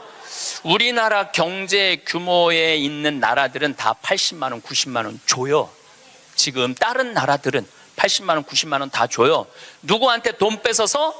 기업하는 사람들한테, 돈 많은 사람들한테 뺏어서 국민들한테 주는 거예요. 그래야지 국가가 살아나는 거예요. 얼마 전에 하와이에서 우리 할머니들 25분이 평창으로 1박 2일 피정으로 왔어요. 피정하고 그 다음에 어디로 가? 제주도로 가서 전주로 갔다가 서울 가서 다시 하와이로 간대요. 그러면은 그 할머니들이 그렇게 비행기 값 내고 그렇게 일주일, 2주일 한국에 여행 오는 이유가 뭐냐면 하와이는 다른 미국보다 하와이하고 알래스카는 연금을 많이 줘요. 거의 90만 원, 100만 원, 110만 원까지 준다고 그러는 것 같아요. 하와이는. 근데 이 할머니들이 돈을 안 쓰고 가만히 있어갖고 통장에 3만 달러가 넘잖아요. 그러면 다음에 연금을 줄여요. 이 할머니는 돈이 필요 없나 보다. 그래갖고 연금을 줄여. 그러니까 이 할머니들은 돈이 나오면 그거 모아갖고 다 써야 돼. 근데 미국에 간 우리나라 하와이 할머니들도 이제 똑똑해갖고 그런 할머니들도 있지만 자식들한테 돈 안 줘요. 그거 다 써갖고 다 써. 그러니까 한국도 출산율을 높이는 방법은 뭐냐 하면은 애들 등록금 다 대주고 그 다음에 할머니들 할아버지들 연금 다 대주면은 아니 애 낳으면 국가에서 등록금 대주고 그 다음에 늙으면 국가에서 용돈 주는데 애를 안 낳을 이유가 뭐가 있어? 애가 얼마나 사랑스러운데. 애기가 사랑스럽지 않아요? 아주 쉬운 일이야. 저 신부님 참 답답한 얘기하네. 돈이 어디 있어서 그런 걸 하느냐고. 여러분들 내가 조금 전에 교도소 아주 굉장히 높은 분을 만나고 왔는데 교도소에 죄수 한 명 1년에 돌보는 데 들어가는 돈이 2,500만 원이래. 2,500만 원. 일주일에 한 번씩 고기 80년대부터 나왔대. 그리고 요즘 보리가 비싸갖고 다 쌀밥 준대. 보리가 비싸갖고. 그러면은 2,500만 원을 들여갖고 그 사람들을 감옥에다가 집어 넣는 게 낫느냐? 그 사람들 한 달에 200만 원씩 줘가면서 이 세상에서 건강하게 사느냐? 그게 어디가 좋을 것 같아요? 뭐가 좋을 것 같아? 세상에 나와갖고 한 달에 200만 원씩 국가가 줘갖고 쓰는 게 나라 경제에도 도움이 되는 거예요. 우리가 이 자본주의 국가, 민주주의 국가에서 돈을 아낀다고 이게 국가가 돌아가는 게 아니에요. 옛날에 못 먹고 못 살 때는 아껴야지. 근데 지금 대한민국은 돈이 흘러 넘쳐요. 이거를 골고루 온 국민들한테 다 보내야 돼. 근데 첫 번째 보내는 건 교육비 전액 국가가 부담하는 거예요. 두 번째는 할머니, 할아버지들 국가가 책임지는 거예요. 그러면은 나라는 잘 돌아가게 있어요. 죄도 없어지고 범죄도 없어지고. 학교는 그럼 어떻게 해야 되느냐? 학교 가서는 공부 가르치면 안 돼요. 경쟁을 가르치면 안 되고, 사랑하는 방법, 이웃을 배려하는 방법, 협동하는 방법, 재미있게 사는 방법, 노래하고 춤추고 놀이를 가르치면은 대한민국은 정말로 행복한 나라가 될 거예요. 근데 우리는 경쟁만 앞세우는 거예요. 1등만 앞세우는 거예요. 그래서 애들이 참 착하잖아요. 그거 순한 애들한테 뭐라 그러냐면, 너 그렇게 착해 빠져갖고 어떻게 이 세상을 살라 그래? 너 독하게 마음 먹고 살아야 돼, 세상. 그러니까 계속 독해라고 그러니까 애들이 중학교, 고등학교만 되면 독해져 있어, 애들이. 독해져 있어요. 이게 지금 대한민국이 뭐가 잘못된 거죠. 이제 앞으로 20년, 30년 후에는 우리가 굳이 공장에 가서 일하지 않아도 돼요. 왜냐하면 누가 다 할 거냐면 로봇가 다 해요. 그러면은 앞으로 20년, 30년 후에 대한민국이 행복하려면 어떻게 해야 되냐면, 국민들이 뭐에 정통해야 되냐면 인문학에 정통해야 돼. 인문학이라는 건 뭐냐면은 인간의 가치는 뭐고, 어떻게 살아야 되고, 어떻게 잘 죽어야 되고, 그 높은 정신적인 수준이 있으면은 서로 나누고 사는데 별 문제가 없다는 거예요. 앞으로는 컴퓨터가 우리 반 이상은 해요. 우리 살아가는 거 반 이상은 컴퓨터가 해요. 지난번에 알파고하고 우리 이세돌하고 바둑 둔 거 아시죠? 네. 4승 1패. 알파고가 4승 1패 했어요. 이세돌이 1승을 했어. 유일한 1승이에요. 커제는 세계 바둑 1위 커제는 3전 3패. 근데 놀라운 건 알파고가 뭐라고 그랬냐면, 인공지능 컴퓨터 얘기하는 거예요. 뭐라고 그랬냐면, 이제는 인간하고 더 이상 바둑은 두지 않는다. 수준이 떨어져 갖고 더 이상 바둑은 두지 않는다는 거예요, 인간하고. 왜냐하면 자기 학습을 하거든, 자기 학습. 여러분들 요즘 로보 어드바이저라고 있어요. 로보 어드바이저. 이게 뭐냐면은 주식 투자할 때 이 로보 어드바이저한테 내 거 좀 투자 좀 해달라고 그러면 얘가 투자하는 거야. 근데 이 로보 어드바이저가 투자를 하면은 평균 수익률이 3에서 5%래요. 거의 돈을 날리는 경우는 없대. 그러니까 사람이 분석하는 것보다 누가 분석하는 게 커? 로봇가 분석하는 게 큰 거예요. 그러니까 이 세상이 완전히 새로운 세상으로 넘어가는 거죠. 우리 주위에는 누구라는 인공지능 컴퓨터가 이제 들어왔어요. 우리 집에. 누구라는, 얘가 뭐를 하느냐면 영화도 보여주고 음악도 틀어주고 에어컨도 틀어주고 은행 업무도 봐줘요. 기가 막힌 거예요. 대화도 해주고 주인님 일어나시라고 그러고. 그러니까 이제는 앞으로는 제가 보기엔 2040년에 가면은 결혼도 하지 않을 거예요. 결혼도. 아이를 안 낳는 게 문제가 아니라 아예 결혼을 하지 않을 거예요. 미국에서는 이제 2040년에 뭐가 나왔느냐면 성생활하는 로봇가 나왔어요. 2009년에 라스베가스에서 로봇 전시회를 했는데 록시라는 여자 컴퓨터가 나왔어요. 근데 키가 1m 70, 몸무게가 54kg. 그리고 이 고무 합성 재질로 해갖고 만지면은 여자 피부 만지는 기분이 들어요. 근데 문제는 얘는 오르가즘도 느끼는 거예요. 그러니까 굳이 이제 결혼 안 해도 돼. 아니 왜 굳이 머리 복잡한 여자하고 살아? 아니 같이 잠자리도 해주는 로봇 록시가 나왔는데, 근데 이게 가격이 얼마냐면 1,000만 원이야. 1,000만 원. 근데 앞으로 싸기도 싸죠. 싸요. 그런데 지금 2009년에 이 전시회가 시작이 됐는데, 제가 보기엔 2030년, 40년 되면은 거의 아내 역할까지 해주는 로봇가 나올 거예요. 그리고 성격도 고를 수 있대. 까칠한 여자를 고르고 싶으면 까칠한 여자를 고르고, 부드러운 여자를 고르면 부드러운 여자를 고르고. 근데 일본에서 2015년에 무슨 로봇가 나왔느냐면 아즈마 히카리라는 로봇가 나왔어요. 아즈마는 일본어로 나를 맞아주는 아내라는 로봇이야. 나를 맞아주는 아내야. 근데 놀라운 거는 이 아즈마는 취미는 애니메이션 감상이고 특기는 계란 후라이 만들기에, 좋아하는 음식은 도너츠예요. 벌레를 매우 두려워하지만 열심히 일하는 사람을 위해서는 무엇이든지 도와주는 영웅의 여자야. 이 여자는 아침에 여보 일어나요, 출근해야죠, 남편을 깨워요. 그리고 남편이 저녁에 나 몇 시에 퇴근할 거야, 그럼 날이 더우면 에어컨을 틀어놔요. 목욕물도 데워놔요. 이 로봇은 당연히 성생활도 같이 해주는 로봇이죠. 세상이요, 여러분들이 근데 문제는 이 꼴 저 꼴 안 보고 죽으면 되는데 그 모든 꼴을 다 봐야 돼. 근데 그게 어떤 건지도 모르고 우리는 살아가는 경우가 너무 많아요. 이 록시를 만든 개발자의 최종 목표는 섹스를 넘어서서 실질적인 동반자의 여자를 만드는 게 최종 목표예요. 그러니까 단순히 상담도 고민도 위로도 해주는 거죠. 2040년이 되면은 어떤 로봇가 나오느냐면은 벌써 이제 감정을 느끼기 시작한다고 그래요. 감정을 느끼는 로봇가 나온대요.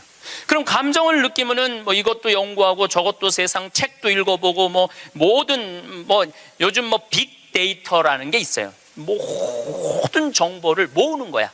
근데 모든 정보를 모아봤더니 하느님이 있는 것 같아, 로봇가 생각해 보기엔.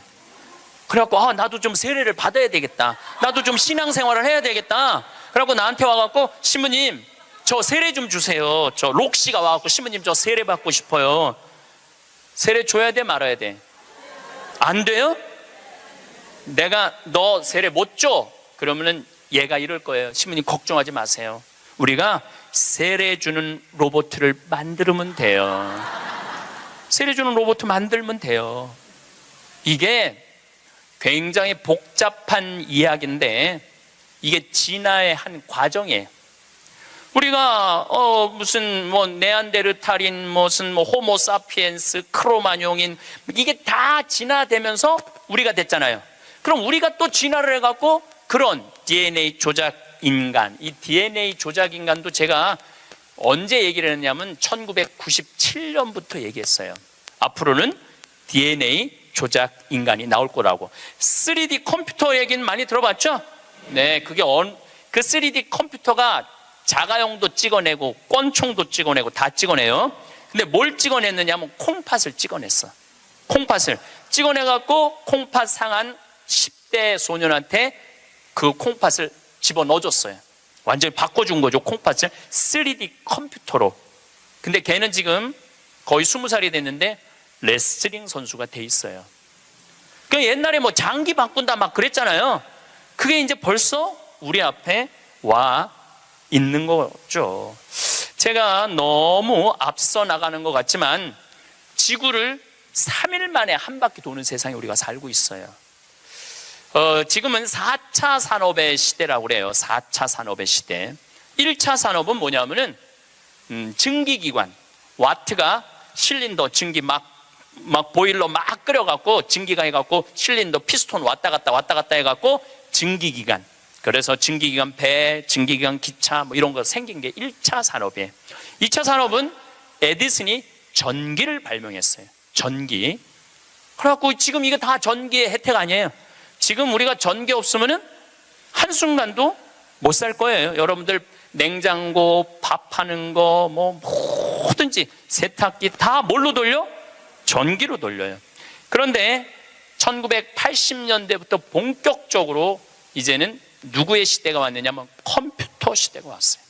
거기에 혁신적인 사람이 벌써 죽었지만 스티브 잡스라는 사람이에요.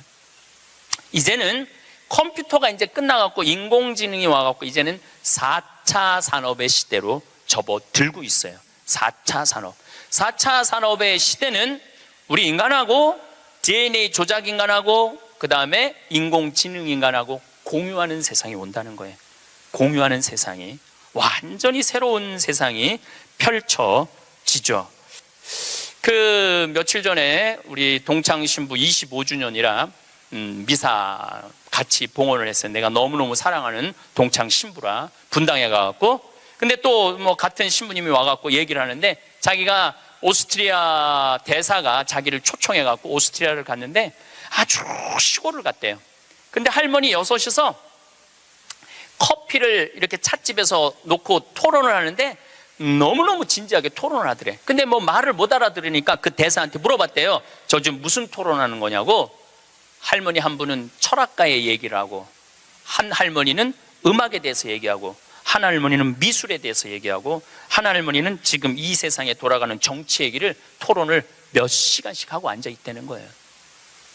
근데 그거는 저는 뭐 유럽을 다닐 때도 그렇고 미국을 다닐 때도 그렇게 토론한 할머니 할아버지들이 토론하는 모습을 많이 봐요. 또 자식 손자들한테도 그 깊은 얘기를 해줘요.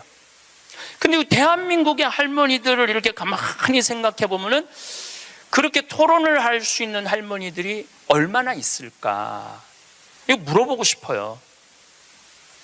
이제 그냥 밥 먹고 살고 밥 먹고 사는 세상은 지났어요. 이제 여러분들은 텔레비에서 말하는 인문학은 그 젊은 사람들 게 아니고 배운 사람들 게 아니야. 바로 여기 계신 여러분들 거예요. 그래서 인문학 강의. 근데 사실 여기 오신 분들은 아무 문제가 없어. 강의 들으러 여기 왔잖아요. 이 긴 시간. 뭔가 듣는 여러분들은 정신이 깨죠. 정신이 깨요. 근데 듣지도 않고 변화에 대해서 들여다보지 않는 분들은 참 답답한 거예요. 그 시대는 변하는데 나만 안 변해. 그 시대는 변하는데 나만 안 변하는 사람들을 내가 이번에 미국 가서 보고 왔어요. 미국에 가보니까 70년대 이민 간 분들은 70년대 한국만 생각해.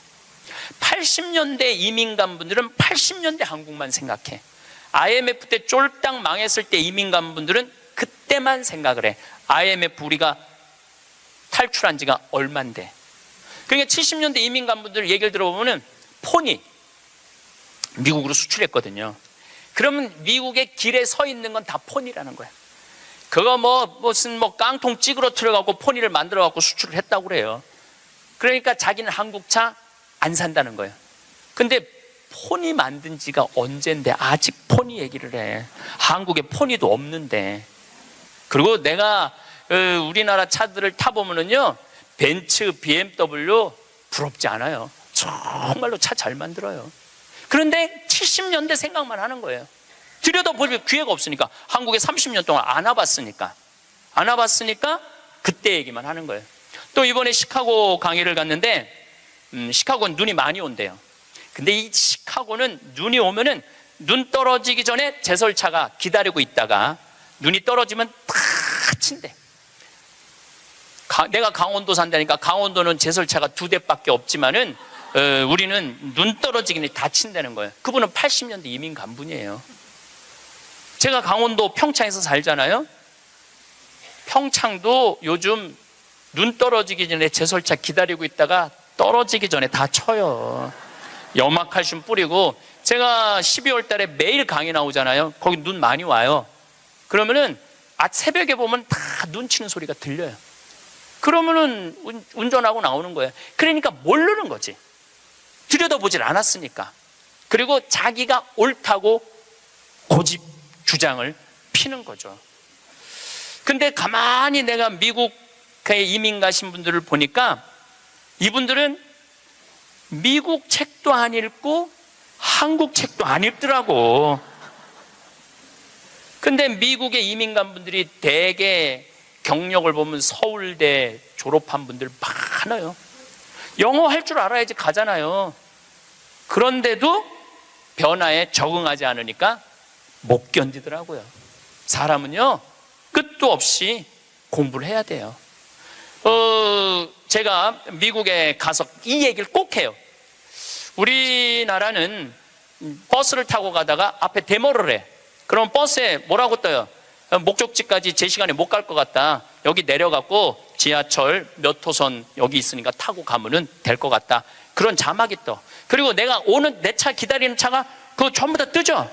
예, 미국은 상상도 못하는 일이에요. 미국은 나라가 커갖고 그렇게 할 수가 없어. 우리나라처럼 이 IT 기술이 잘 돼 있는 나라는 세계에서도 없어요. 다니면 얼마나 답답한지 몰라요. 다른 나라 다녀보면은. 저는 지금 총 60개 나라를 다녔고 미국을 벌써 뭐 10번도 더 왔다 갔다 하고 전 세계를 돌아다녀 보잖아요. 전 세계를 돌아다녀 보면 한국처럼 시스템이 잘 돼 있는 데가 없어요. 한국처럼. 요즘 이제 동계 올림픽 한다고 영동고속도로 고속도로를 다시 깔았거든요. 제가 오늘도 이렇게 나오면서 이거는 고속도로가 아니야. 비단길이야. 얼마나 곱게 깔아놨는지 비단길이에요. 이런 도로를 가진 나라가 그렇게 많지 않아요. 미국도 도로 기가 막히게 잘 깔아요. 걔네들은 정말 상상도 못할 만큼 잘 깔아요. 미국 사람들. 그래도 이 영동고속도로만큼 비단길은 없더라고요. 우리나라가 돈도 많고 참 좋은 나라예요. 한 세대 만에 원조 받는 나라에서 원조 해주는 나라로 바뀌었어요. 이거는 전 세계에서 대한민국밖에 없어요. 지금 코트라 활동 대단해요. 또 제가 뭐 영남대학 무슨 많은 대학을 이렇게 다녀보면은 서울대학도 마찬가지고 무슨 각 대학마다 제3국에 있는 나라 학생들을 데려다가 공부를 시켜요. 그리고 석박사 과정. 그리고 공부만 시키는 게 아니야. 활동비, 생활비, 뭐 전세비 다 줘요. 그래갖고 여기서 공부하고 거기 가면은 집도 한 채 한대요. 그러니까 우리나라가 그렇게 지금 많이 도와주고 있는 나라예요. 원조 받는 나라에서 원조 해주는 나라로 바뀐 대단한 나라예요. 그리고 개발도상국 동남아시아 국가에서 가장 닮고 싶은 나라 1위는 어디냐면 대한민국이에요. 대한민국을 가장 닮고 싶어요. 그러니까 한국어를 그렇게 많이 배우는 거예요. 여기저기서 한국어를 많이 배우는 거예요. 아시아 국가 중에 민주주의도 1위예요. 미국이 민주주의 지수가 19위, 일본이 20위, 우리나라가 21위예요. 나는 내가 보기엔 미국보다 대한민국이 더 민주주의가 좋은 것 같아. 왜냐하면 경찰서에서 술 먹고 난동 부리고 의자 내던지는 나라는 대한민국밖에 없어요. 공무원들도 마찬가지예요. 뭐 공무원들 부패 지수가 높다 그러지만은 그 높은 사람들이고 요즘 젊은 공무원들 그 어려운 시험 봐서 통과한 공무원들은요. 오늘도 우리 이 직원이 무슨 우리 이제 생태마을 물건 허가 때문에 읍에 들어갔다 왔는데 그렇게 친절하게 설명을 해주고 도와주더라는 거예요. 근데 미국이나 뭐 유럽이나 가보면요 공무원들이요 얼마나 고압적인데요. 기다리라고 그러면 일주일도 기다려야 되고 2주일도 기다려야 돼. 참 좋은 나라에서 살고 있는 거예요, 여러분들. 세계에서 최단 기간 IMF를 극복한 나라는 우리나라밖에 없어. 3년 8개월 만에. 이것도 금 모은 나라. 대단하지 않아요? 한글의 기적, 문맹률이 1.7%밖에 안 돼요. 98%가 글을 읽을 수 있는 나라예요. 정말로 내가 보는 대한민국은 위대하고 대단한 나라야. 그래서 대한민국을 뭐라고 부르느냐면 대단해서 대한민국이라고 그러는 거야. 대단해서 대한민국이라고. 더 놀라운 건 1970년대에서부터 2010년까지 필리핀은 국민소득이 10배 증가했어요. 필리핀이 1970년서부터 2010년까지 40년 만에. 그러니까 1970년대는 필리핀이 우리보다 잘 살았다는 얘기죠. 근데 1970년서부터 2010년까지 필리핀은 10배 늘었는데 대한민국은 몇 배가 국민소득이 늘었느냐면 82배가 늘었어요. 82배. 상상을 초월할 만큼 우리가 돈도 많이 버는 나라예요. 우리는 출세해야지 행복하다고 생각하고 돈이 많아야지 행복하다고 생각하고 공부를 잘해야지 행복하다고 생각을 하는데 제 생각에는 오히려 출세 안 하는 게 행복하고 돈 적은 게 행복하고 공부 못하는 게 행복할 수 있어요. 생각을 좀 바꾸세요. 성공한 사람들을 보면 크게 두 부류로 나뉘는 걸 알 수 있습니다. 하나는 자신이 성공했다고 여기저기 떠벌리고 다니는 사람들, 그리고 또 하나는 조용히 아무 말 없이 자기 삶을 사는 사람들입니다. 우리는 흔히 성공을 하면 자연스럽게 자랑하고 싶어질 거라고 생각하죠. 좋은 차를 사고 비싼 시계를 차고 SNS에 멋진 사진을 올리고 싶을 겁니다. 왜냐하면 그렇게 하면 남들이 나를 더 인정해 줄 거라고 믿으니까요. 하지만 현실은 그렇지 않습니다. 오히려 진짜 성공한 사람들은 그렇게 행동하지 않습니다. 왜냐하면 보여줄 필요가 없기 때문입니다. 돈이 많다고 높은 자리에 있다고 유명하다고 해서 굳이 그걸 드러낼 필요는 없습니다. 그걸 아는 사람들은 이미 알고 있고 모르는 사람들은 알 필요가 없죠. 그런데도 굳이나 성공했다고 떠드는 사람들이 있습니다. 그런 사람들은 왜 그럴까요? 간단합니다. 그 사람들은 사실 그렇게까지 성공한 게 아니기 때문입니다. 우리는 종종 SNS에서 성공한 사람들을 봅니다. 해외여행을 가고 고급 레스토랑에서 밥을 먹고 멋진 차를 타고 다니는 모습? 그런데 가만히 보면 그런 걸 보여주는 사람들은 언제나 뭔가를 팔고 있습니다. 강의를 팔든 자기 브랜드를 홍보하든 아니면 단순히 자기 자존감을 유지하려고 하든 간에 결국 목적이 있는 거죠. 진짜 부자들은 그렇게 하지 않습니다. 오히려 조용히 아무도 모르게 자기 일을 합니다. 왜냐하면 자랑해서 얻을 게 없기 때문입니다. 오히려 괜히 잘난 척했다가 사람들에게 이용당하거나 시기와 질투를 받거나 쓸데없는 오해를 사는 게 더 피곤합니다. 이건 단순한 돈 이야기가 아닙니다. 사회적인 성공을 이룬 사람들도 마찬가지입니다. 진짜 실력 있는 사람들은 자기 실력을 굳이 떠벌리지 않습니다. 왜냐하면 그럴 필요가 없으니까요. 자기 분야에서 최고라면 사람들이 먼저 알아서 찾아옵니다. 반대로 실력이 부족한 사람일수록 자기를 포장하려고 애씁니다. 우리가 흔히 듣는 말이 있죠. 빈수레가 요란하다. 이 말이 괜히 있는 게 아닙니다. 정말 내실이 있는 사람들은 굳이 시끄럽게 굴지 않습니다. 반대로 겉만 번지르르한 사람들은 자기가 얼마나 대단한지 떠들고 다닙니다. 이걸 좀 더 현실적인 예로 들어볼까요? 동창회에 나가면 꼭 이런 사람이 있습니다. 옛날에는 별거 아니었는데 갑자기 잘 됐다고 나타나서 자기가 얼마나 성공했는지 자랑하는 사람. 처음에는 다들 와 대단하다 하고 들어주지만 시간이 지나면 어떨까요? 대부분 속으로 이렇게 생각할 겁니다. 저 사람 뭐 저렇게까지 티를 내? 결국 그런 사람은 점점 멀어지게 됩니다. 반면에 정말 성공한 사람들은 조용합니다. 굳이 자기가 어떻게 살고 있는지 설명하지 않죠. 그런 사람들은 오히려 주변에서 먼저 알아보고 자연스럽게 존경을 받습니다. 그게 진짜 성공입니다. 그럼 우리는 어떻게 해야 할까요? 내가 뭔가를 이루었을 때 굳이 남들에게 알릴 필요가 있을까요? 물론 가까운 사람들에게 좋은 소식을 전하는 건 좋습니다. 하지만 굳이 모든 사람들에게 나 이렇게 잘 살고 있어요 하고 알릴 필요는 없습니다. 그런 행동은 결국 나에게 득이 되지 않습니다. 성공이라는 건 원래 조용한 겁니다. 내가 잘 되고 있으면 주변 사람들이 자연스럽게 알게 됩니다. 굳이 내가 말하지 않아도 내 행동과 태도에서 묻어나오게 되어 있습니다. 그러니 굳이 보여주려고 애쓰지 마세요. 오히려 그게 더 진짜 성공한 사람의 태도입니다. 사람은 사회적 동물이라고 하잖아요. 혼자 살아갈 수 없고 결국 사람과의 관계 속에서 기쁨도 얻고 때로는 상처도 받습니다. 그런데 한 가지 생각해 볼 게 있어요. 우리가 정말 인간관계가 필요해서 맺고 있는 걸까요? 아니면 그냥 그래야 한다고 배워서 어쩔 수 없이 유지하고 있는 걸까요? 어릴 땐 친구 많으면 좋다고 하죠. 사회생활에서도 인맥이 중요하다는 말을 많이 합니다.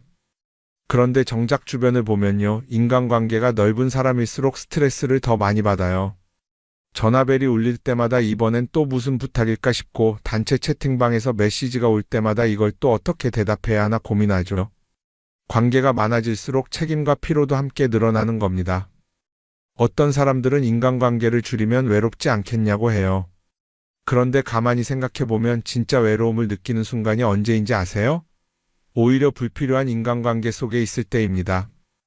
같이 밥을 먹고 얘기를 나누는데도 뭔가 허전하고 대화가 컥 돌고 속마음을 나누지도 못할 때, 그럴 때 우리가 더 외롭다고 느끼죠. 그렇다고 당장 인간관계를 다 끊어버릴 순 없겠죠. 하지만 적어도 내가 정말 소중하게 여겨야 할 관계와 그냥 관성적으로 유지하는 관계는 구분할 필요가 있습니다. 예를 들어 매번 나한테 부탁만 하고 정작 내가 어려울 땐 연락 한 번 없는 사람. 내가 실수하면 뒷담화를 하면서 내 앞에서는 웃는 사람. 이런 관계를 굳이 계속 이어갈 이유가 있을까요? 가끔은 이런 경험도 있을 거예요. 우연히 어떤 사람과 친해졌는데 만난 지 얼마 되지도 않았는데 너무 많은 걸 털어놓는 사람들 있죠. 자기 속사정부터 가족 문제, 직장 고민까지 쏟아내는 사람들. 이런 경우 두 가지의 가능성이 큽니다. 하나는 그냥 감정적으로 의존할 사람이 필요해서일 수도 있고, 또 하나는 내가 믿을 만한 사람인지 떠보는 걸 수도 있어요. 어떤 경우든 이런 관계는 오래가기 어렵습니다. 사실 친밀함이라는 건 시간이 필요한 법이에요. 적당한 거리를 두고 천천히 서로를 알아가야 하는데 초반부터 급격하게 가까워진 관계는 쉽게 무너지는 경우가 많습니다. 처음엔 친하다고 생각했는데 어느 순간 사소한 일로 틀어지고 결국 남보다 못한 사이가 되는 거죠. 그러면 인간관계를 어떻게 해야 할까요? 답은 간단합니다. 억지로 맺지 말고 굳이 유지하려고도 하지 않는 거예요. 내가 편한 관계라면 자연스럽게 이어질 것이고, 그렇지 않다면 서서히 멀어질 겁니다. 그리고 그걸 억지로 붙잡지 않아도 괜찮습니다. 관계를 유지하는 데 에너지를 쓰기보다는 정말 소중한 관계에 집중하는 게 더 낫지 않을까요? 어떤 사람은 내가 인간관계를 줄이면 나중에 나 혼자 남는 거 아니냐 걱정하기도 해요. 그런데 생각해보면요, 진짜 나를 위하는 사람은 많지 않아요. 인간관계를 줄인다고 해서 완전히 혼자가 되는 게 아닙니다. 오히려 불필요한 관계를 정리하고 나면 남아있는 관계들이 더 단단해지고 가치 있게 느껴질 겁니다. 예전엔 인맥이 자산이라는 말을 많이 했어요. 그런데 요즘은 꼭 그렇지도 않죠. 오히려 불필요한 인간관계가 많으면 그게 짐이 될 수도 있어요. 적당한 거리, 적당한 선. 이걸 잘 지키는 게 결국엔 가장 편한 인간관계를 유지하는 방법 아닐까요? 한번 곰곰이 생각해 보세요. 지금 내 주변에 있는 사람들 중에서 내가 정말 편하게 만날 수 있는 사람이 몇 명이나 되는지, 내가 억지로 맞춰주고 있는 관계는 없는지. 관계를 줄이면요, 외로워지는 게 아니라 오히려 더 자유로워집니다. 그리고 자유로워진 만큼 내 인생에서 정말 중요한 것에 집중할 수 있게 됩니다. 인간관계 너무 많은 걸 신경 쓰다 보면 정작 중요한 걸 놓칠 수 있어요. 그러니까 이제는 한 번쯤 정리해보는 것도 나쁘지 않을 겁니다. 사람들이 돈을 많이 벌고 싶어 하는 이유가 뭘까요? 단순히 돈이 많으면 좋으니까? 물론 그것도 있겠지만 사실 돈을 원하는 진짜 이유는 더 나은 삶을 살기 위해서겠죠. 그런데 문제는 돈을 많이 번다고 해서 반드시 삶이 나아지는 건 아니라는 겁니다. 오히려 더 많이 벌수록 더 많이 쓰게 되는 경우가 많아요. 가끔 이런 생각해 본 적 없으세요? 예전에는 돈이 지금보다 훨씬 적었는데 이상하게 그때가 더 여유로웠던 것 같다. 왜 그럴까요? 사실 우리가 원하는 건 돈 그 자체가 아니라 돈을 통해 얻을 수 있는 자유인데, 돈을 벌면 벌수록 그 자유를 잃어버리는 경우가 많아요. 더 좋은 차, 더 좋은 집, 더 좋은 옷을 사면서 점점 더 많은 돈이 필요해지고 결국엔 돈을 벌기 위해 또다시 일해야 하는 악순환에 빠지게 되는 거죠. 한번 생각해 봅시다. 우리가 정말 필요해서 뭔가를 사는 경우가 얼마나 될까요? 필요해서라기보다는 남들이 가지고 있으니까, 없어 보이기 싫으니까, 혹은 그냥 기분 전환을 위해서 소비하는 경우가 훨씬 많아요. 그리고 그런 소비를 할 때마다 스스로 이렇게 합리화를 하죠. 이 정도는 나를 위한 투자야. 그런데 가만히 보면 그 소비가 진짜 나를 위한 소비인지 아니면 그냥 사회가 만든 기준에 끌려가고 있는 건지 헷갈릴 때가 많습니다. 예를 들어 예전에는 스마트폰 하나면 충분했는데 이제는 스마트워치도 있어야 하고 무선 이어폰도 필요하고 태블릿도 있어야 할 것 같고 하나를 사면 또 다른 무언가가 필요해지는 시기예요. 사실 이건 우리가 그렇게 만들어진 겁니다. 광고도 그렇고 SNS도 그렇고 자꾸 우리에게 이렇게 말하죠. 이걸 사야 더 행복해질 수 있어요. 그런데 정작 그걸 사고 나면 어때요? 처음 며칠은 좋죠. 그런데 시간이 지나면 또 다른 걸 사고 싶어져요. 왜냐하면 물건이 우리를 오래 행복하게 만들어주지는 않거든요. 특히 요즘은 SNS가 이런 소비 심리를 더 부추기는 것 같아요. 예전에는 친구들끼리 만나서 나 새로 샀어 하고 자랑하는 게 전부였는데 이제는 SNS에 올리면서 전 세계 사람들에게 보여주잖아요. 그러다 보니까 남들도 다 뭔가를 사서 올리고 나도 따라해야 할 것 같은 기분이 드는 거예요. 그런데 중요한 건 그 사람들도 사실은 나와 똑같은 기분이라는 겁니다. 내가 남을 부러워하는 만큼 나도 누군가에게 부러움을 사려고 애쓰고 있는 거죠. 결국 끝없는 비교와 소비 속에서 진짜 중요한 걸 놓치게 되는 겁니다. 한번 이렇게 생각해보면 어떨까요? 만약 내가 지금부터 딱 1년 동안 불필요한 소비를 하지 않는다면 내 삶이 어떻게 변할까? 아마 처음에는 답답할 수도 있어요. 사고 싶었던 걸 참아야 하니까. 그런데 그걸 몇 번 참고 나면 어느 순간 깨닫게 될 겁니다. 내가 굳이 이걸 안 사도 괜찮네? 그렇게 불필요한 소비가 줄어들면 자연스럽게 돈이 쌓이겠죠. 그런데 돈이 쌓이는 것보다 더 중요한 게 있어요. 바로 마음의 여유가 생긴다는 겁니다. 돈을 쓰지 않는다고 해서 불행해지는 게 아니라 오히려 소비로부터 자유로워지면서 진짜 행복을 찾을 수 있어요. 물론 이걸 실천하는 게 쉽지는 않겠죠. 우리 주변에는 소비를 부추기는 것들이 너무 많으니까요. 하지만 적어도 이런 건 해볼 수 있습니다. 뭔가를 사고 싶을 때 한 번만 스스로에게 물어보는 거예요. 이게 정말 나한테 필요한 걸까? 아니면 그냥 순간적인 욕심일까? 만약 그 질문을 던졌을 때 5초 안에 당연히 필요하지 라는 답이 나오지 않는다면 사실 그건 없어도 되는 물건일 가능성이 큽니다. 정말 필요한 건 고민할 필요도 없이 바로 떠오르거든요. 그러니까 이제는 한 번쯤 생각해 봐야 할 것 같아요. 나는 지금 내가 원하는 삶을 살고 있는 걸까? 아니면 남들이 만든 기준에 맞추기 위해 내 시간을 팔고 있는 걸까? 소비를 줄인다는 건 단순히 돈을 아끼는 게 아닙니다. 그건 결국 내 삶의 선택권을 되찾는 일이거든요. 돈을 많이 버는 것도 중요하지만 더 중요한 건 그 돈을 어떻게 쓰느냐입니다. 그리고 때로는 아무것도 사지 않는 게 최고의 선택일 수도 있어요. 우리는 요즘 SNS 없이 사는 게 거의 불가능한 시대에 살고 있죠. 아침에 눈 뜨자마자 휴대폰을 확인하고 출근길에도 SNS를 보고 잠들기 전까지도 계속 들여다봅니다. 그러면서 남들이 어떻게 사는지 보고 나도 모르게 비교하게 되고 때로는 초조해지기도 하죠. SNS에 올라오는 사진들 한번 보세요. 맛집에서 멋진 음식을 먹고 해외여행을 다니고 좋은 옷을 입고 성공한 삶을 사는 사람들. 그런데 가만히 보면 이 사람들이 정말 행복해서 저런 사진을 올리는 걸까요? 아니면 그냥 행복해 보이고 싶은 걸까요? 실제로 SNS에 가장 많이 올라오는 사진이 뭔지 아세요? 남들이 부러워할 만한 순간들입니다.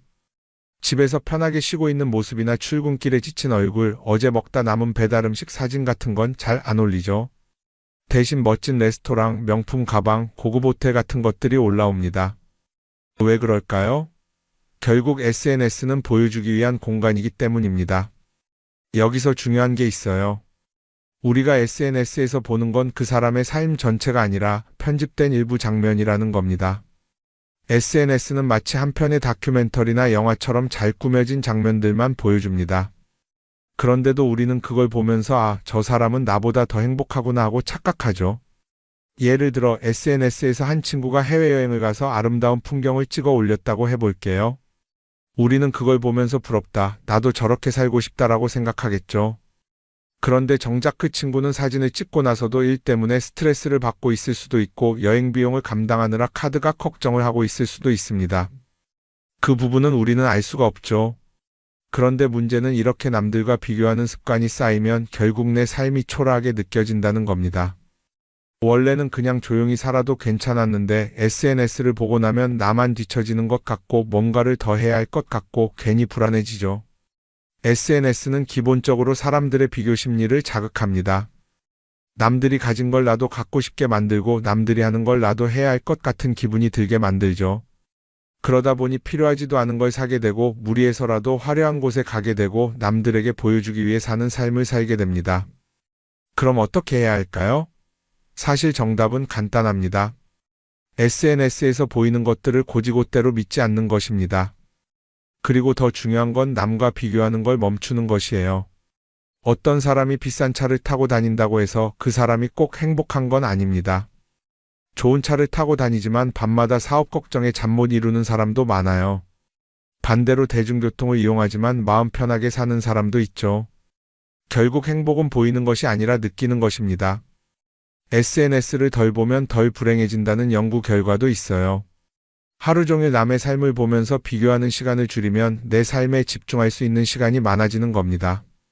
SNS를 완전히 끊을 필요는 없지만 최소한 그 안에 있는 것들이 전부 진짜라고 생각하지 않는 태도는 필요합니다. 우리는 누구나 자신만의 속도로 살아가고 있어요. 남들은 남들대로 사는 거고 나는 나대로 살면 됩니다. SNS에서 남들의 화려한 모습을 볼 때마다 한 번쯤 이렇게 생각해 보세요. 이건 그 사람이 보여주고 싶은 삶일 뿐이다. 그러면 조금은 편해질 겁니다. 사람들은 다들 자기 인생을 살아간다고 생각하죠. 그런데 가만 보면 정말 자기 인생을 사는 사람이 얼마나 될까요? 많은 사람들이 사실은 남이 만들어 놓은 기준에 맞춰서 살고 있어요. 좋은 대학, 좋은 직장, 좋은 차, 좋은 집. 다들 이런 걸 목표로 삼지만 정작 내가 원하는 삶이 뭔지 깊이 생각해 본 적이 없는 경우가 많아요. 이건 어릴 때부터 교육받아온 방식과도 관련이 있어요. 우리는 어릴 때부터 이렇게 살아야 한다는 틀 안에서 자라죠. 공부 열심히 해서 좋은 성적을 받아야 하고 좋은 직장을 가져야 하고 결혼도 적당한 때에 해야 하고 마치 인생이 정해진 수순이라도 있는 것처럼요. 그러다 보니 나 스스로 정말 원하는 걸 고민하기보다는 그냥 남들이 정해놓은 목표를 따라가게 돼요. 그런데 이렇게 남의 기준에 맞춰서 살다 보면 어느 순간 공허함을 느끼게 됩니다. 이게 정말 내가 원했던 삶인가? 하는 의문이 들 때가 오죠. 어릴 땐 성적이 목표였고 사회에 나와서는 연봉이 목표였고 결혼하고 나서는 아이 교육이 목표였는데 그 목표를 이루고 나면 허무한 거예요. 계속 뭔가를 이루긴 했는데 정작 나는 어디에 있는지 모르겠는 거죠. 진짜 중요한 건 내가 원하는 게 뭔지를 아는 것이에요. 그런데 이게 쉽지 않죠. 오랫동안 남의 기준대로 살아왔기 때문에 막상 내가 정말 원하는 게 뭐지? 하고 물어보면 선뜻 대답하기 어려운 경우가 많아요. 하지만 이 질문을 하지 않으면 우리는 평생 남이 정한 기준 속에서 살게 됩니다. 그럼 어떻게 해야 할까요? 첫 번째로 필요한 건 내가 왜 이런 생각을 하게 됐는지 스스로 점검하는 거예요. 예를 들어 내가 비싼 차를 사고 싶다고 생각한다면 그게 정말 내 필요 때문인지 아니면 남들에게 잘 보이기 위해서인지 한번 따져봐야 해요. 만약 남들이 나를 어떻게 볼까 하는 게 더 중요하다면 그건 내 기준이 아니라 사회가 만들어 놓은 기준일 가능성이 큽니다. 두 번째는 다른 사람의 의견에 휘둘리지 않는 연습을 하는 거예요. 우리는 살아가면서 끊임없이 남들의 평가를 받죠. 그 나이에 그런 걸 시작한다고? 지금 그게 가능하겠어? 이런 말들이 우리를 흔들어 놓습니다. 그런데 그런 말에 신경 쓰다 보면 결국 아무것도 하지 못하게 돼요. 중요한 건 남들이 뭐라고 하든 내가 결정하는 거예요. 물론 남의 조언을 들을 수도 있고 참고할 수도 있죠.